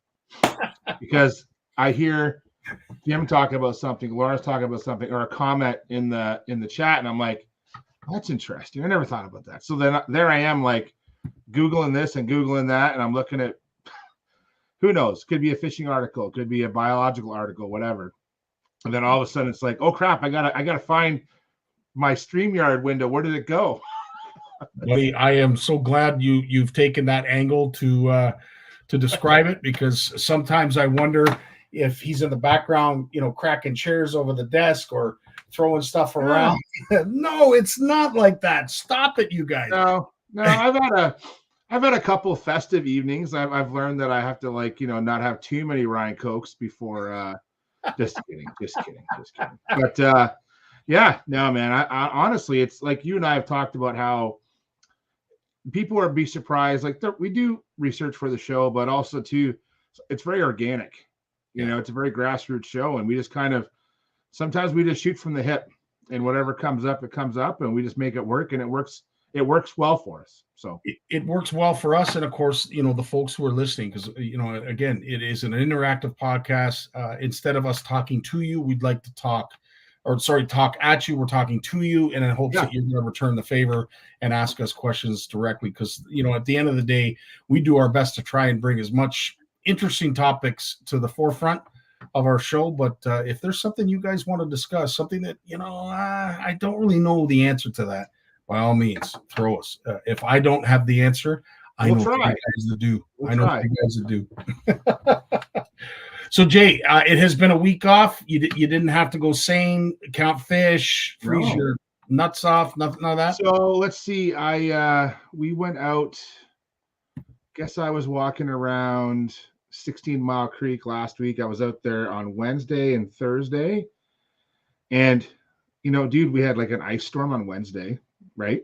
Yeah, our first, not a big one, but the boundary was kind of like Milton. Milton got some ice, and then down here we got like just enough to, like, you'd have to scrape your windshield, but just use a bit of windshield washer fluid to get it off. But Wednesday was pretty ugly, and then Thursday was okay. But dude, I'm not used to having to dodge bullets seining, right? Like, I didn't realize how much deer hunting goes on in those valleys of Bronte Creek and 16 Mile Creek and those places. Like, you know, now, so we're north of Oakville, but we're south of Milton. Like, we're in that stretch, you know? Yeah. And in 16 Mile Creek, for example, it's not just one creek. There's like the East Branch and the West Branch, and, you know, and then up off Britannia Road and stuff. And dude, like, there was, you know, it was fine. There's nothing dangerous, but there was a lot of ground blinds. There was a lot of hunting going on. We were there in the middle of the day. We found that trying to park roadside at 8 a.m. is not the best time of day to be trying to find any kind of parking in Peel region, Halton region, dude. Like, rush hour, those little roads coming, you know, dude, you know it well. Like, when you're coming up from Burlington, those little roads that are windy over those little creeks, it is like an F1 race, people going to work. So we found that it's better to just if the spot's not a good spot, don't go sample there until about 9 a.m. After 9 o'clock, when rush hour done, you'll stand there for a half hour. You might see 10 cars, but at 8 o'clock, every 10 seconds, there's 10 cars flying past you. Like, amazing. Like, you know, we're wearing roadside vests. We got lights on the truck flashing, pylons, cones out. I don't care. I don't trust any of that stuff. I'm still ready to jump over the guardrail, man. It's wild. You know what? I hate to say it, but being in Peel region and living here all my life, it has digressed into, it is, you're taking your life in your hands when you're doing any kind of enjoyment or road work. Yeah. All those construction workers out there that do put their life on the line to try and get some of this stuff done. Jay is 100% right. Well, I will say this though, I was impressed with so some of the sites we couldn't sample because of current construction. So I'm not allowed to access a construction site without permission. It's even though it's on a road allowance, even though I'm with a government agency, I'm not allowed to just walk into a job site. I can't. I have to have permission to do that. And but what's cool though is some of the job sites that I checked, dude, they're doing some major, like they're putting huge bridges over these creeks now. There's no more small tunnels, no more small culverts, huge spans. And they're not just doing it for fish, but for wildlife too. So for example, it sucks for me because I can't even get in now, but there's fencing all the way along. It sucks for fishermen. I'll say this, but it's good for wildlife. There's fences basically sealing off the river, but under the bridge, there is room for deer to pass, wildlife to pass, fish to pass. Great for fish, not great for anglers, but great for everything else, including the fish. I was impressed with some of the work they were doing from a fish perspective, but I can see, losing some of that. I say losing some of that urban access sucks, but dude, I see some of the mess that goes on too, and I'm torn on that some days. Heather and I were fishing today, and she actually kept track of how many Tim Hortons coffee cups she saw. And I live in a rural area, Scotty. We were fishing 5 minutes from the house.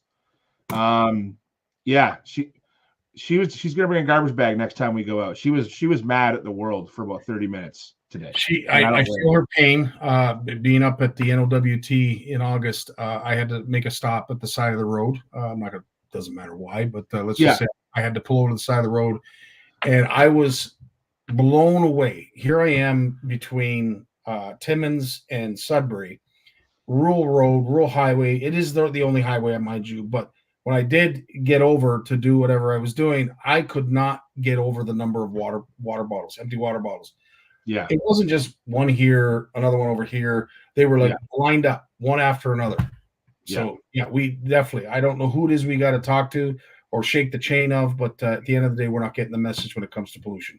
Yeah. Like, when we see these areas fenced off, and I shouldn't, right away I go to, that's great for the wildlife and the deer can move through there.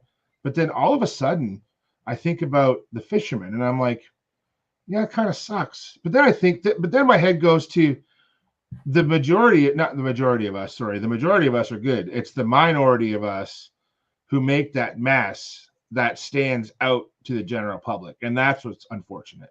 Truly is.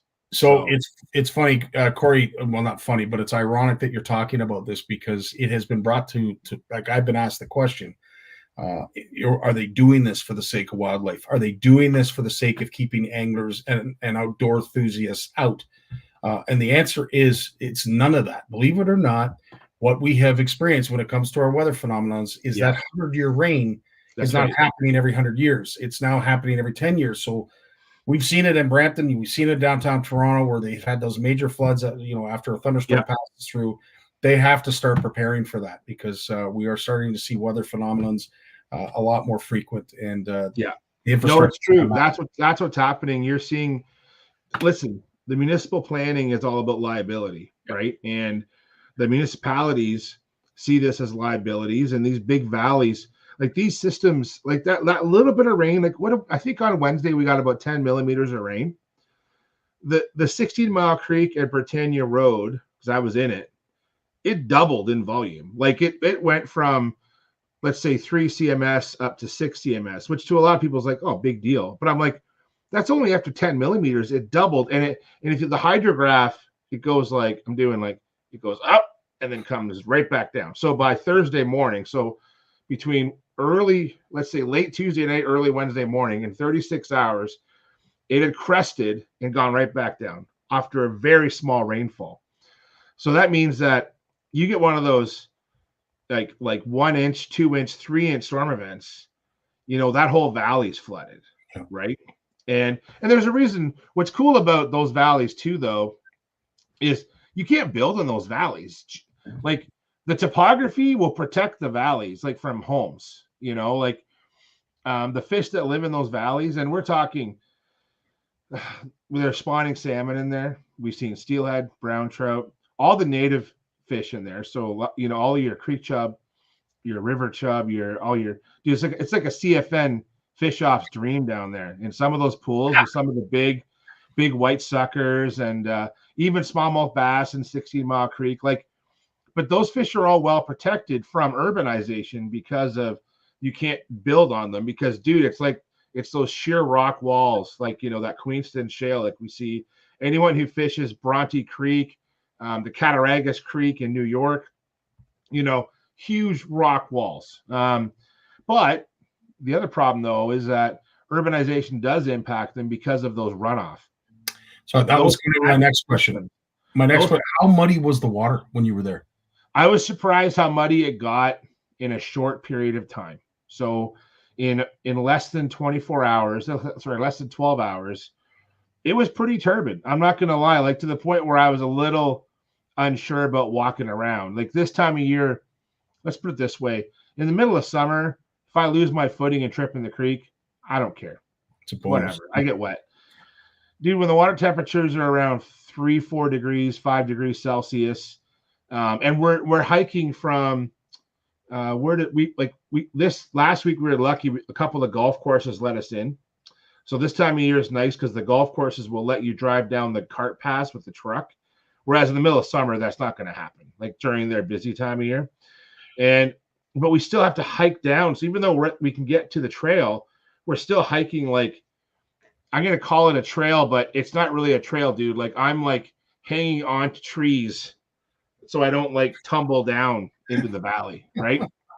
and then coming up, dude, I got a 30-foot seine net on my shoulder. So you're little top heavy.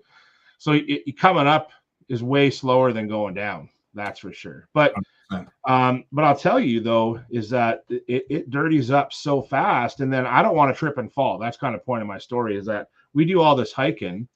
I don't want to trip and fall and just be soaking wet. It's 3 degrees out and I got 2 kilometers of river to hike back.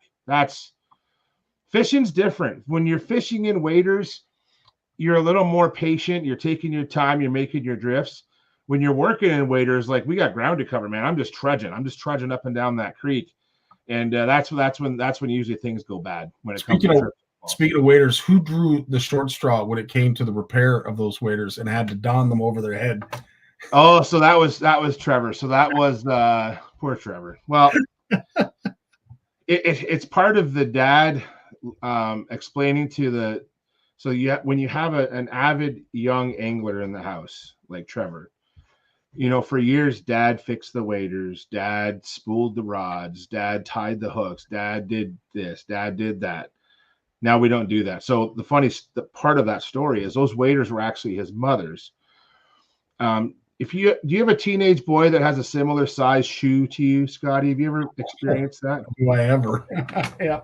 So teenagers just put on whatever shoe is closest to the door goes on their foot. Yep. And they like to cut grass with mom's white running shoes, things like that. So there's an awful lot of holes in mom's waders that I'm pretty sure mom did not put in the waders, because Heather wears her waders a few days a year. Her waders should outlive me, to be honest. They only get a few days a year.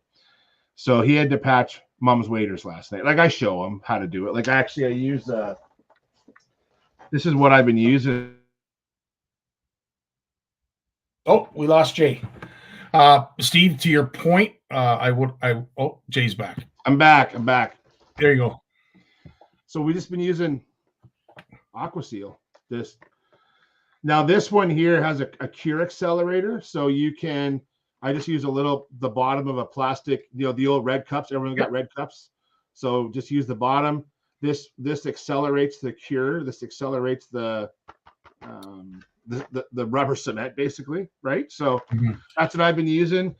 There's other stuff out there, but it's a little more expensive. I patch waders so often that it's almost like it's almost like constant maintenance. I'm patching waders almost every other day, sometimes during the summer. I think somebody mentioned it last week about the Flex Seal. As soon as I saw that Flex Seal product, waders are exactly what I thought of. I'm thinking, would that work on waders?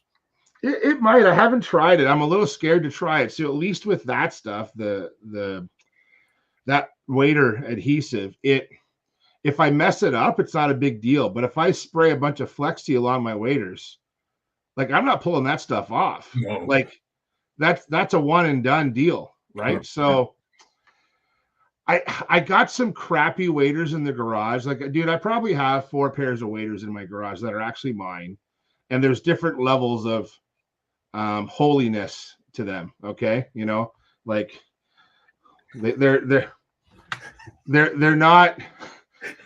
I wear them. There's some that are like my summer waders and some of my winter waders, I guess is what I should say. So on the summer waders that have lots of holes in them, I basically wear them to keep the leeches off me. I might spray some Flex Seal on those and try it next summer. I'm curious if that'll work. Well, I'm curious that if you take that crappy set of waders and use various things like Flex Seal, like whatever, Lubaseal, there's a whole bunch of different products out there. I'd be interested to find out who holds back the water the best. Yeah, dude, you know what? Let's do that next spring. Remind me in the spring, dude. We'll do a little wader seal video. And I'm going to take I got some nice Hodgman, and like these are nice Hodgman waders, nice Sims waders, but I'm putting over 100 days a year in these things. So after 2 years, even, dude, like I'm not a little guy. So I got like even the wear spots, like just in behind the knees, like the Gore-Tex just wears out.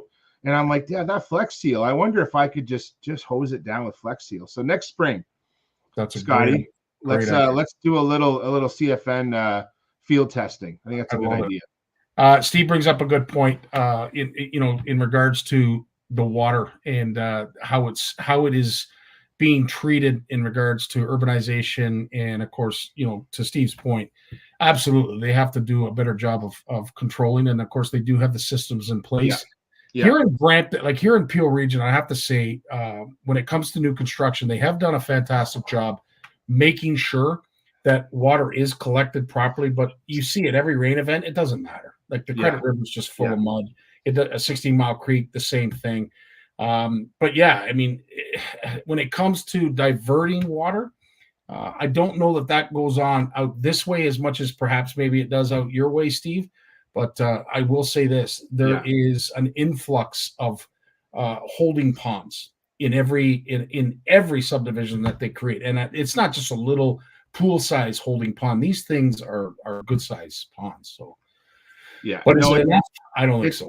It's true, man, and like all of this urban runoff it's a problem in even small centers. Like even here in Little Delhi, we notice differences in how quickly the local creeks dirty up and how quickly they clear up. But definitely in the urban areas, it's really bad, Scott. Mm-hmm. It is, and it is because of exactly what Steve is saying. Is we are trying to control water. That unfortunately is coming down out of the sky in a lot more quantity than what we're used to. And as I said, the 100-year events, we had an ice jam basically in that area of the Credit that you were in. That flooded a whole bunch of homes, and they have been challenged. They have been tasked. What are you going to do about it? Yeah. And they've been working feverishly to try and open the bridges up and create more of a span so that more can go through. But it's not necessarily fixing what's falling out of the sky and the controlling of what falls out of the sky. So, Steve, you're right. Urbanization is going to win every time. And you're right, Scotty. Like some of these storms that are happening, they're so localized. That one that hit Burlington 3 years ago, like half hour from Burlington got 20 mils of rain, but Burlington got like 130 mils of rain.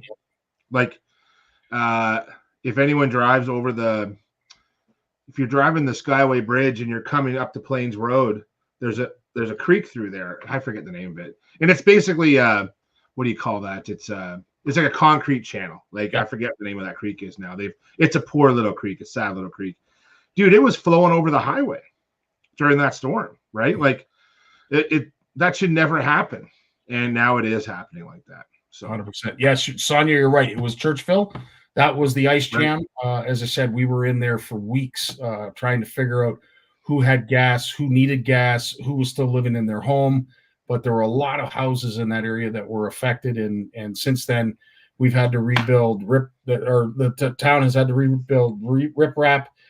They've had to alter utilities in order to do some of these repairs. When it comes to some of the bridges, we've had to take some of our utilities off those bridges for them to reconstruct them to then put them back on. So yeah, there is a lot of infrastructure upgrades that is required, and unfortunately, it's Mother Nature that is forcing us to do that.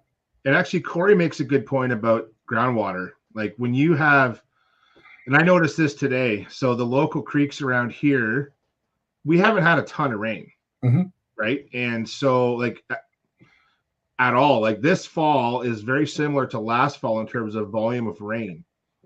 Maybe a little bit more, but not much more. But I was surprised how the water was clear. It wasn't a great day for fishing, but it wasn't as clear as I thought because all the little springs running in, Scotty, they're flowing. Like there's water. The groundwater levels, because of the wet August that we had, this is my guess. And this usually happens around here this time, like in September, October. So if we have a really dry summer, we need 2 or 3 big rainfalls to get that groundwater filled top back up. And then we'll see good conditions in the local creeks where the flow is being maintained, where you look on the hydrograph and you're not getting those peaks. It's more what you should see in the fall from all of our local rivers is a steady rise. And then you'll see a peak, it'll come down, but it'll steadily rise up. And then we'll hit our peak water flows usually during the winter. And then as we get into spring and then into trout opener, you'll see those levels slowly go down. So we're seeing that steady rise right now. And it's a lot steadier than I thought. And I really believe it's because of our groundwater levels are doing well right now. So yeah, I would have to agree. I will say when we're up at Horwood, we do like those large event rains, not when we're there, but just before we arrive, because then you get to figure out where all the little creeks and it's awesome. I've talked to a couple people who have been up there, and I've heard great things about some of those creeks flowing into Horwood. If you're into brook trout, I've heard it's pretty good. Listen, if you're up there the day after or 2-3 days after a good rainfall, just have an ear out, listen as you're scaling, you're casting along the shoreline. Yeah. When you hear water running, put on the spot lock and start casting because it never fails. Walleye always stack up where that water's moving. That's cool, man. Really cool. Yeah. I love that's the only thing I love about being up there when it rains. What else you been up to, Jay? You know what? Actually, I've been kind of getting caught up on some different so I'm sitting in front of a computer more. So I've been trying to getting up on some podcasts, man. And I actually came across a really cool podcast. I wanted to talk about it with CFNers tonight. Let me see if I can. Did you text this to me or message that link? No, I'm going to try and. No, I'm just going to share my screen. Okay. Is that sharing? It is. Okay. So we're going to talk about spotted bass. I just want to show this map first because I think that this map explains spotted bass. So there's Alabama spotted bass, then there's spotted bass. And we always hear about spotted bass in the U.S. There's different species of spotted bass. And I'm going to talk to you tonight for about a few minutes about Alabama spotted bass. And I want the CFNers on the call to kind of hear me out because this is going to get into stocking fish, transferring fish, and why we sometimes we have to be careful what we wish for. In this distribution map here, you can see in this top inset here the distribution of Alabama spotted bass. Basically, it's that central part of the state of Alabama, and then you get up into Georgia, into South Carolina, into Virginia, and you can see where they've been introduced, the two different colors there. Spotted bass is broadly spread across the U.S. And you can see down here in Alabama, they don't cross over. They kind of stay separate. And these are genetically unique fish. And the spotted bass that you're seeing here, you'll hear them sometimes called Coosa spotted bass. And they've been introduced out in Nebraska, North Dakota, and Iowa, and Kansas. But they're pretty widespread fish. So the kind of message with spotted bass is this, Scotty, is that there's been a real push in the U.S. with Alabama spotted bass have been spreading around in biology, and this is all happening in the last 10 to 20 years. And the Alabama spotted bass is actually decimating smallmouth bass. Because you've said they're even more aggressive than smallies. Well, so here's the thing. So what anglers are doing it upon themselves, and this is what the biologists believe, is that anglers are transferring these fish because there's dams involved. There's dams involved. Like, these fish are not getting into some of these reservoirs on their own. It's just biologically, ecologically impossible. So what they've been discussing is looking at, so what they started looking at was, when did these fish get in and what is the impact of these fish? And what's sad is that the Alabama spotted bass will breed with smallmouth bass. So we might think, well, that's kind of cool. Like, Alabama spotted bass is not a very big fish, but it's very aggressive. So maybe we'll get these like super bass. Actually, we're not getting that at all. What's happening is in some reservoirs they found in Virginia, and I think in North Carolina too, once the spotted bass, the Alabama spotted bass got in, not the Coosa spotted bass, the Alabama, which is the invasive one, once they got in and started breeding with the smallmouth, within about 10 to 15 years, the smallmouth bass have been bred out of the lake. They're gone. Wow. Yeah, it's incredible. And so there's a podcast, and I'm gonna share it, and I'm gonna share this podcast with the viewers.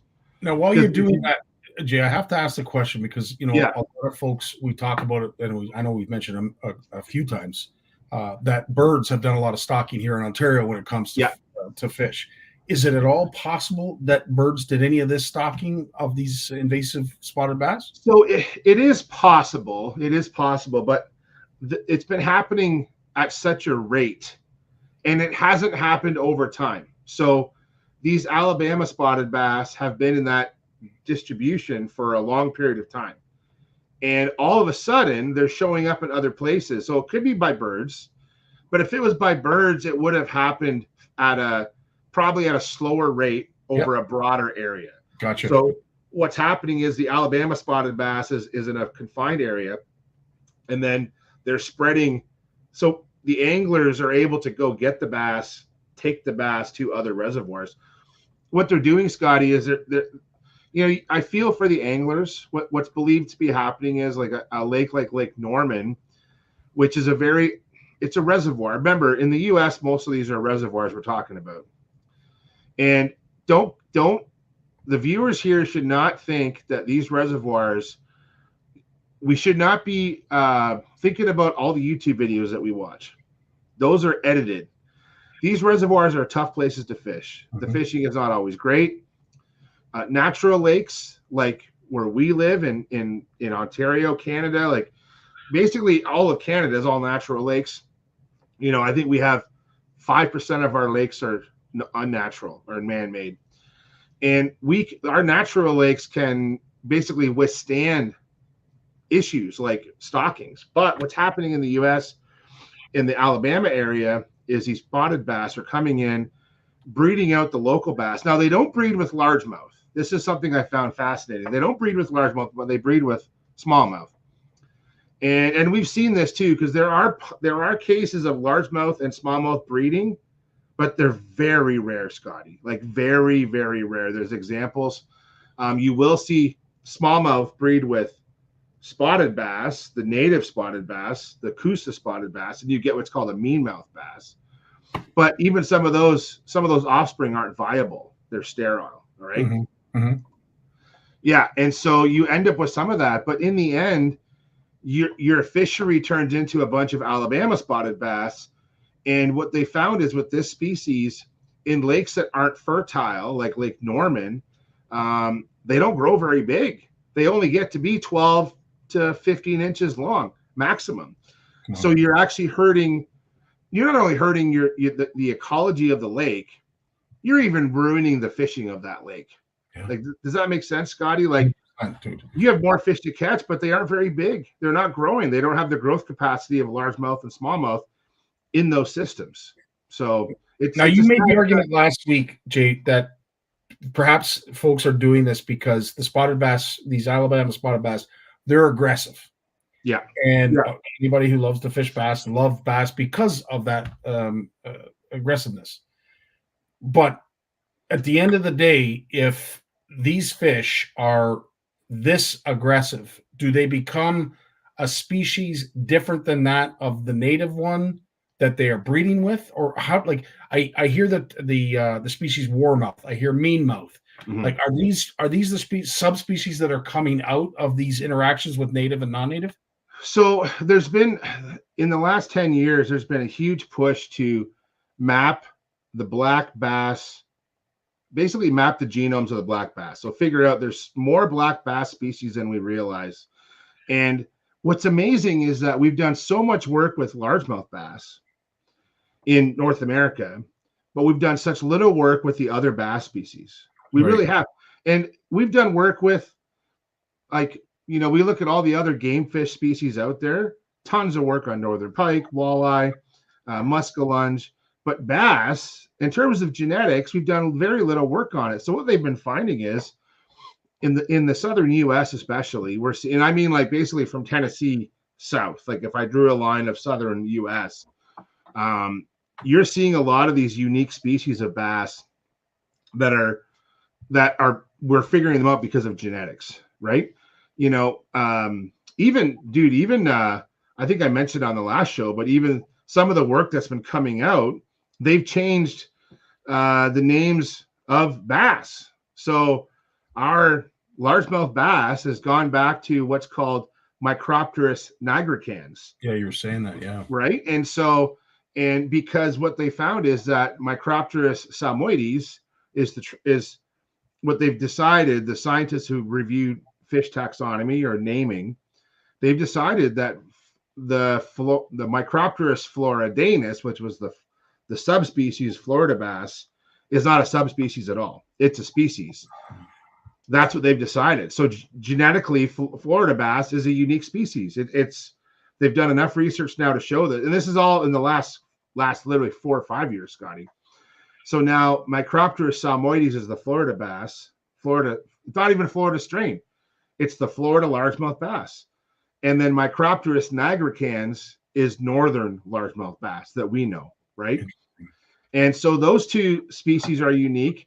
They found that smallmouth bass is unique, but there's other species, like there's the red-eye bass, there's the Coosa spotted, Alabama spotted, there's oh my goodness, I think there's 14 different species of black bass in the United States. And some of them are at risk. They're a threatened species. They're only found in 1 or 2 drainages. And a lot of this is because in the US, Scotty, they didn't have glaciers. Glaciers is why we have broadly spread species, because when the glaciers melted, all the fish just dispersed from one common area. In the US, these species have evolved on their own, because literally you'll have a mountain range. I'm going to kind of like try and dumb this down best I can, but you have a mountain range that divides 2 rivers, and those rivers never saw glaciers. So those 2 rivers have been separated for 50,000 years, let's say, right? So, and it's not just bass. We're talking darters, minnows, suckers. There's the freshwater diversity in the U.S., especially in the Appalachians, is incredible, and it can literally vary. And I'm using my triangle here because you have watershed, watershed, watershed. And watersheds are kind of like a triangle. They start at a small point and spread out, and that you have all these different watersheds. It's amazing. It is interesting. So again, I'm blown away, and thank you so much for enlightening us, because a lot of this I didn't know. But are these anglers? So are you making the claim that perhaps these anglers are taking these aggressive bass in hopes of bringing them bucket by bucket to enhance the native bass so that they will become aggressive? Is that why they're doing it? That's what the biologists believe is happening, is that the anglers aren't intending to harm the fishery. They're trying to improve the fishery. They're not happy with the way the fishery is, so they've decided to bring buckets in and we're saying buckets, but live wells, whatever, and move fish around. And a lot of the anglers, it's likely a very short-sighted plan, because you have bass that not only will outbreed the native bass, but they won't even grow as big. So like, you're just hurting the fishery. And like, it's one of those things, you thought you had it bad, now give it 10 more years and it's going to be worse than what you have. Wow. So, and the reality is that when these kinds of things happen, and it's not just with bass, like Lawrence was talking about some of the diseases and viruses that we saw with Pacific salmonids when they came here. This is the risk that we take. If we're going to move, like I keep hearing people talk about moving gobies to improve fisheries so that fish can eat gobies. That stuff scares me. And it's not just the gobies, Scotty. It's what are we taking in that water with the gobies to a lake that can't handle it, right? So we don't know. It's one of those careful what you wish for. We have to be so careful of that. And that's something that I worry about, not just as a professional, but as an angler. I worry about that a lot. And we should not be playing God, basically, with fish. No, and it is a good point, because unfortunately, whatever we do now, we could see the effects of that immediately. Whereas you're talking about Mother Nature, it's a little bit more gradual, right? Like Mother Nature doesn't take 5-gallon buckets and just start dumping fish aimlessly. This has all been done over time. So I want to say that whoever it is upstairs, that's the head scientist, is overseeing all of this and watching it grow and change in a small amount over a long period of time. Well, and what happens too is typically when you have an invasion that happens, usually when an invasion happens, the first few adults that are caught by anglers, let's use black crappie as an example. So in the Trent Severn waterway, black crappie have moved through. I'm sure they've been helped along, but there's also been a lot of natural movement through the locks. You got Bay of Quinte on one end and you got Georgian Bay on the other, and the crappie have just moved through. Coba Conch is at the high point, and there's crappie all the way through now. Now back in the mid 90s, there were no crappie much further than Rice Lake. That was about it. And in Rice Lake in those days, you wouldn't catch a lot of crappie. Like you would catch, if you hit a prime spawning bay on the right day in April, you would catch probably 20, but they would be, let's say, they'd be big though. Like, dude, I used to see crappie. Like I used to have to go to 6-pound mono because they'd be tail walking. Like these were like 15, 16-inch crappies, like absolute giants. And then what happens is, as the population increases, there's not enough food to go around, so the average size drops off. And I think that's what we're seeing in central Ontario, inland lakes, not so much the Kawartha lakes, but there's a bunch of lakes where crappies have been introduced, Scotty, in the Muskoka area, right? And you know this from ice fishing, that there was a lot of folks from the GTA driving 2 hours north, like up north of Cooch, but south of Parry Sound, and they were fishing all these small lakes for crappie. And I think for the first 10 years, there was great crappie fishing, lots of numbers, lots of size. And then the fishing dwindled off and everyone blamed the fishing pressure. I think part of it, though, is when you get a new invader come in like that, and this happens with spotted bass too, they're seeing everything kind of stabilizes, right? And you've lost a lot of your big adults because the smaller fish are more voracious. The bigger ones got harvested out. And then what happens is now you're left with a bunch of small fish. And that's it. And it takes, even for crappies they're living 5 to 10 years. Bass live, let's say, 10 to 15 years. But for crappie, they live a lot longer. Crappies don't live as long. But it's still, we have to wait a decade to see change, right? Right. Now, the spotted bass, it's not a total lost cause. What we need to start seeing more, and we've talked about this with lots of folks, even our good friend Gord Pizer, that get back to in-fisherman selective harvest. Like, we need to stop harvesting the big fish and keep harvesting the small ones. If you have a stunted lake full of Alabama spotted bass or small northern pike or lots of small panfish, if you're not harvesting those fish out, we're not helping that fishery, right? We have to do our part as well in some situations. So I think that's one of the messages that came loud and clear to the podcast that I shared, was that idea of selective harvest, and not to take out the large breeding fish. One of the things that was suggested is, and it's good to hear this from other professionals, so I'm not just the one barking this, but if the fish are living to be, you want the fish to breed. You know this from walleye, Scotty. If you don't allow those fish to support that population by breeding once or twice, we'll never have good reproduction in a lake.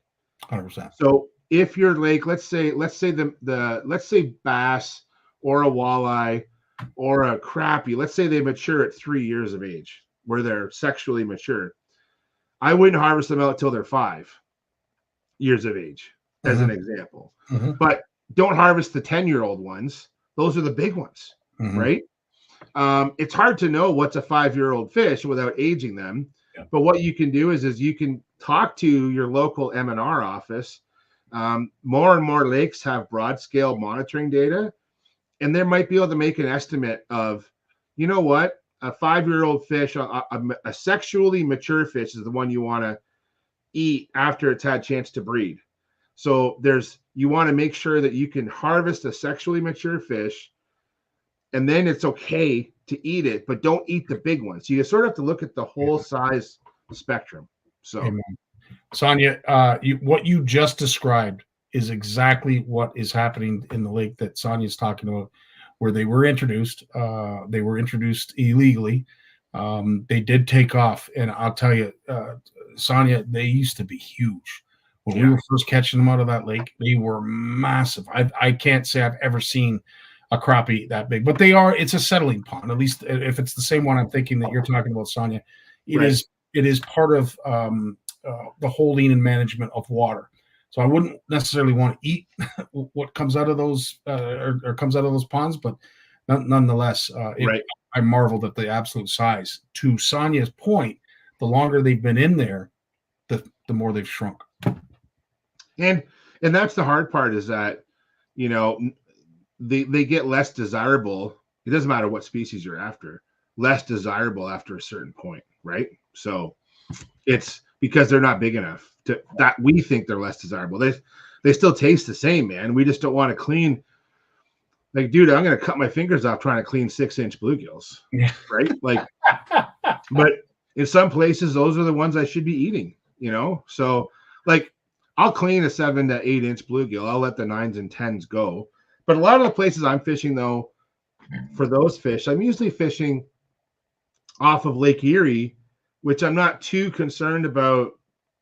I'm not saying harvest limits, because I don't keep that many, but I'm not fishing a small inland reservoir that's so easily altered by our pressure, right? Yeah. And Heart Lake is definitely one. There is 2 more. There's a bunch. Dude, I was talking with a guy today on the river that I know. Every place in Ontario has that local urban, especially in the southern part of the province, has that local urban lake that has had its day. Every place has that, right? So I can name every town. So Highway 3, dude, like runs from Simcoe to Tillsonburg. I drive it all the time. And there's towns up and down Highway 3 all the way to St. Thomas, man. I can list you a lake or a reservoir in every town, and it's had its day. Yep. Already. Well, look at Push. There's more of us. Push Lynch was a perfect example. Loaded with walleye. Yeah. Catch them now. Nope. Dude, I ever tell you about my Push Lynch walleye story? No. Okay, so picture it, man. Picture it. Guelph, 2002. Okay. So there I am. Heather's at grad school, and I'm looking for something to do at night in the winter when I'm not hauling the seine nets or fike nets or trap nets. Okay. So I bought this goofy thing that I read about called a flasher, the Vexlar FL8 SE, my first flasher. It was in January of 2003. So, and of course, the one guy that worked for me, he was my summer student. I would have been about 25 or 26 then. And we went out to Pushlands Lake, dude. And I hadn't ice fished much. I only ice fished in my life up north, like in that Kawartha area.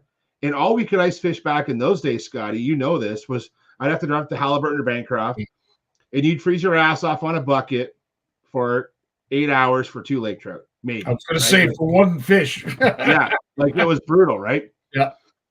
So anyways, off to Pushlands I go with my flasher and a couple rods, and that was when tungsten jigs were like brand new. Like no one had tungsten jigs. I bought some glow in the dark tungsten jigs. Didn't have a hut, and I remember this. There was an old shanty on Pushlands Lake, so we would access. I could tell everyone this story now because you can't even get in the lake now because it's totally private. So there was a restaurant there, and you could park your vehicle and drag your hut out, or drag all your crap. And I just had a sled with no hut, and I would fish in the open. Like I would just put the hood up, and I would just jig for crappies, and the crappies there were awesome. Like I used to go fish there with Lonnie King. If anyone knows Lonnie King from Ontario Doors days. Yeah. So Lonnie lived in Cambridge then. So Lonnie and I used to go to Pushlands regularly. So I'll get to my quick story here.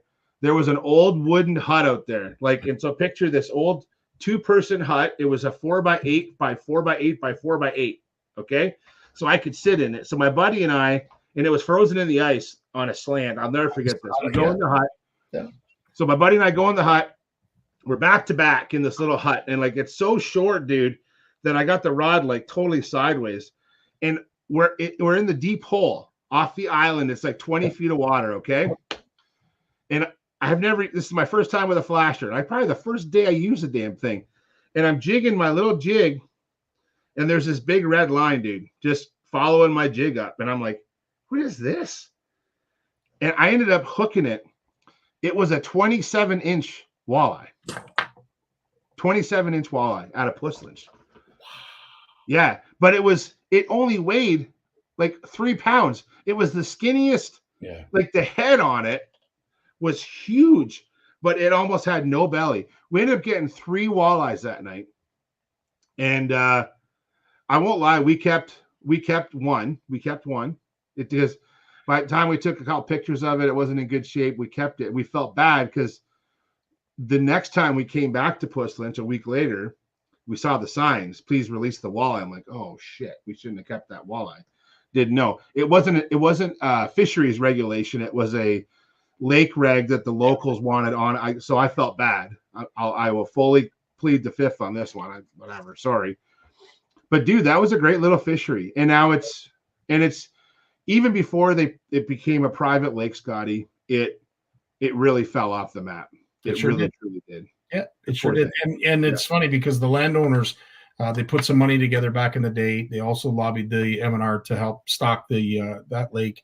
And we had a hand in stocking it at one point.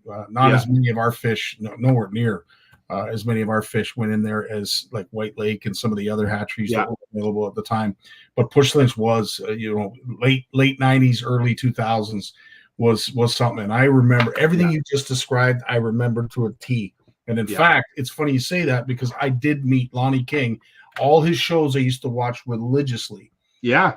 And don't I meet him out there? And he is one of the most humble, very reserved. Like he's a great guy. But, like he's not out there like he is in his videos.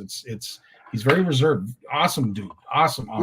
He was the first. So he wasn't a big into ice fishing then either. So him and I spent a ton of time on Pushlands. Like I'm gonna say that's where I honed my flasher skills was on Pushlands Lake. That's where I learned how to use a flasher. It was an FL8. I used it there all the time. And a lot of that was with Lonnie. Lonnie and I got right into ice fishing for that shallow water bluegill crappie bite. And then, under the, I'll tell everyone, but when there's an incoming snowstorm, get to the lake, like understanding how barometric pressure in those feeding windows.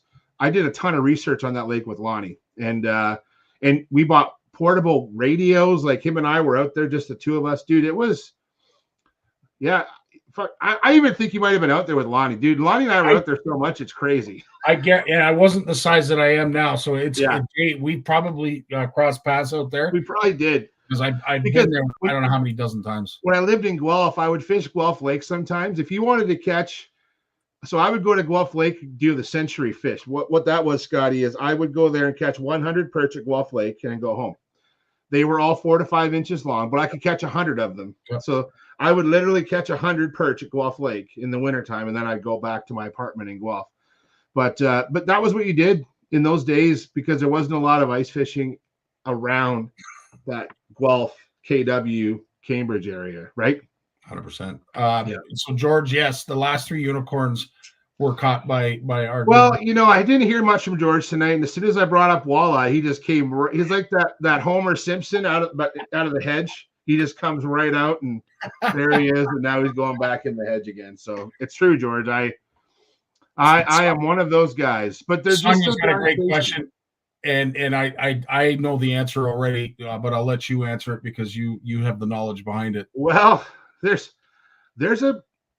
so we have to remember that the walleye in the Bay of Quinte and the walleye in Hamilton Harbor are just Lake Ontario walleye. And there's a ton of walleye moving up and down that shoreline, Sonia. And how to target them and pattern them, it's a tough one. One thing for anglers, what I think, that's why you're okay. So you're just late. Well, we should have delayed the show 2 hours. Just kidding. George, I'm so happy you're on, buddy. It's good to see you. So, Sonia, one thing that I wish we had more of in Ontario, and I hear about this a lot in the U.S., Scotty, in Ohio and Pennsylvania, especially in Ohio, they have piers that go way out in the lake, like long piers. And there's this incredible shore fishery for walleye because the piers extend out into, you know, we're talking 20, 30, 40 feet of water, like far out. And we don't have anything like that in Ontario where we have basically piers jetting. And I'm not saying we should harden shorelines and build jetties out a half a mile so we can catch walleye, but we just don't have access to those fish.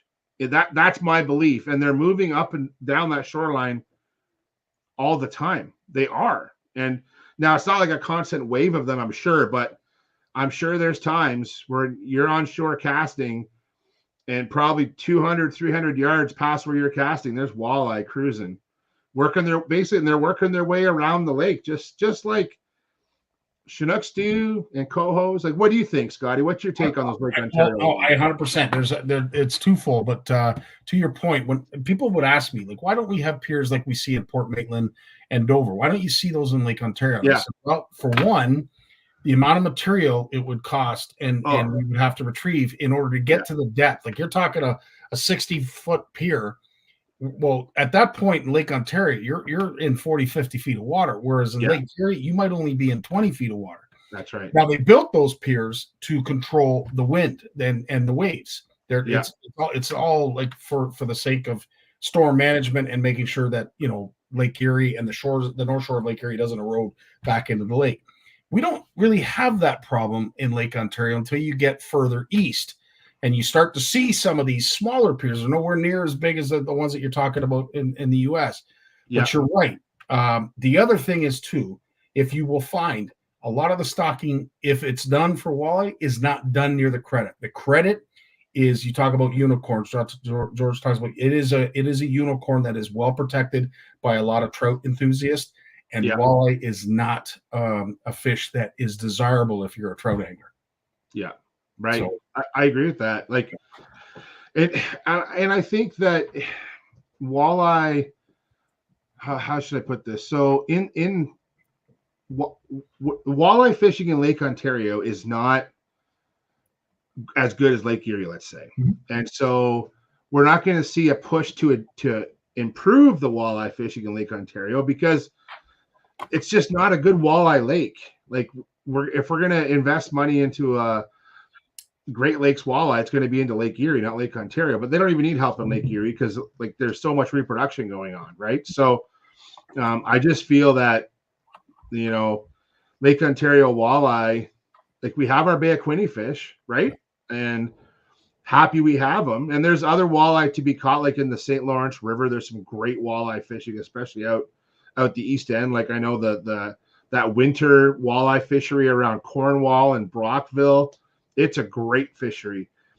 But it's kind of hit and miss in Lake Ontario for consistently catching walleye, whereas on Lake Erie it's not. So No, 100%. yeah, I hear you. Everyone desires walleye, Sonny. That's the problem with walleye, is that they're desirable. Like, we wish there was more of them. I love catching walleye too. In fact, since walleye fishing has gotten so good in Lake Erie, I catch more walleye off the shorelines fishing for things like steelhead, but not a lot. Like it's not a fish I would target, but there's incidental catches for sure. And I think that's part of the stigma when it comes to catching a walleye on the North Shore of Lake Ontario, is you don't expect to catch them. You're out there targeting, as you said, trout and salmon, maybe bass. But let's face it, when you catch a walleye, everybody, what is that? Is that a walleye? No way, because you don't expect to catch them. It's a rare fish.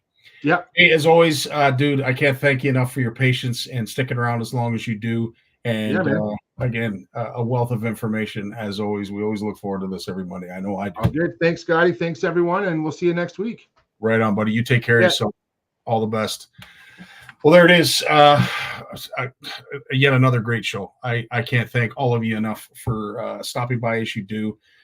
If you are arriving late and you want to know again to help out with the, it's basically the Cassidy Kodaluk fund now that our beloved Krystina is no longer with us, but in her memory, in her honor, we want to give back to Cassidy in a huge way. We also want to help pay for the remainder of the funeral expenses, which the GoFundMe account is going to be up. Mike Cole has told me it's going to remain until the end of the week. Then it'll be the CFN fundraiser that will carry on till Boxing Day when we finally do the draws. In the meantime, get out there, enjoy the outdoors, get out there and get your DNA your vitamin D that you desperately need, that we all desperately need, and just go out and have some fun, man. With everything that's going on in the world, we just need to have more fun. I can't think of anything else more to say other than thank you. Thanks for sticking around. It was a long show, jam-packed full of all kinds of great stuff, due to the fact that Jim, Lawrence, and Jay come here every Monday and just added that je ne sais quoi. Dave, it's time to take us away. You guys have a great week. Love you all. All the best. Peace.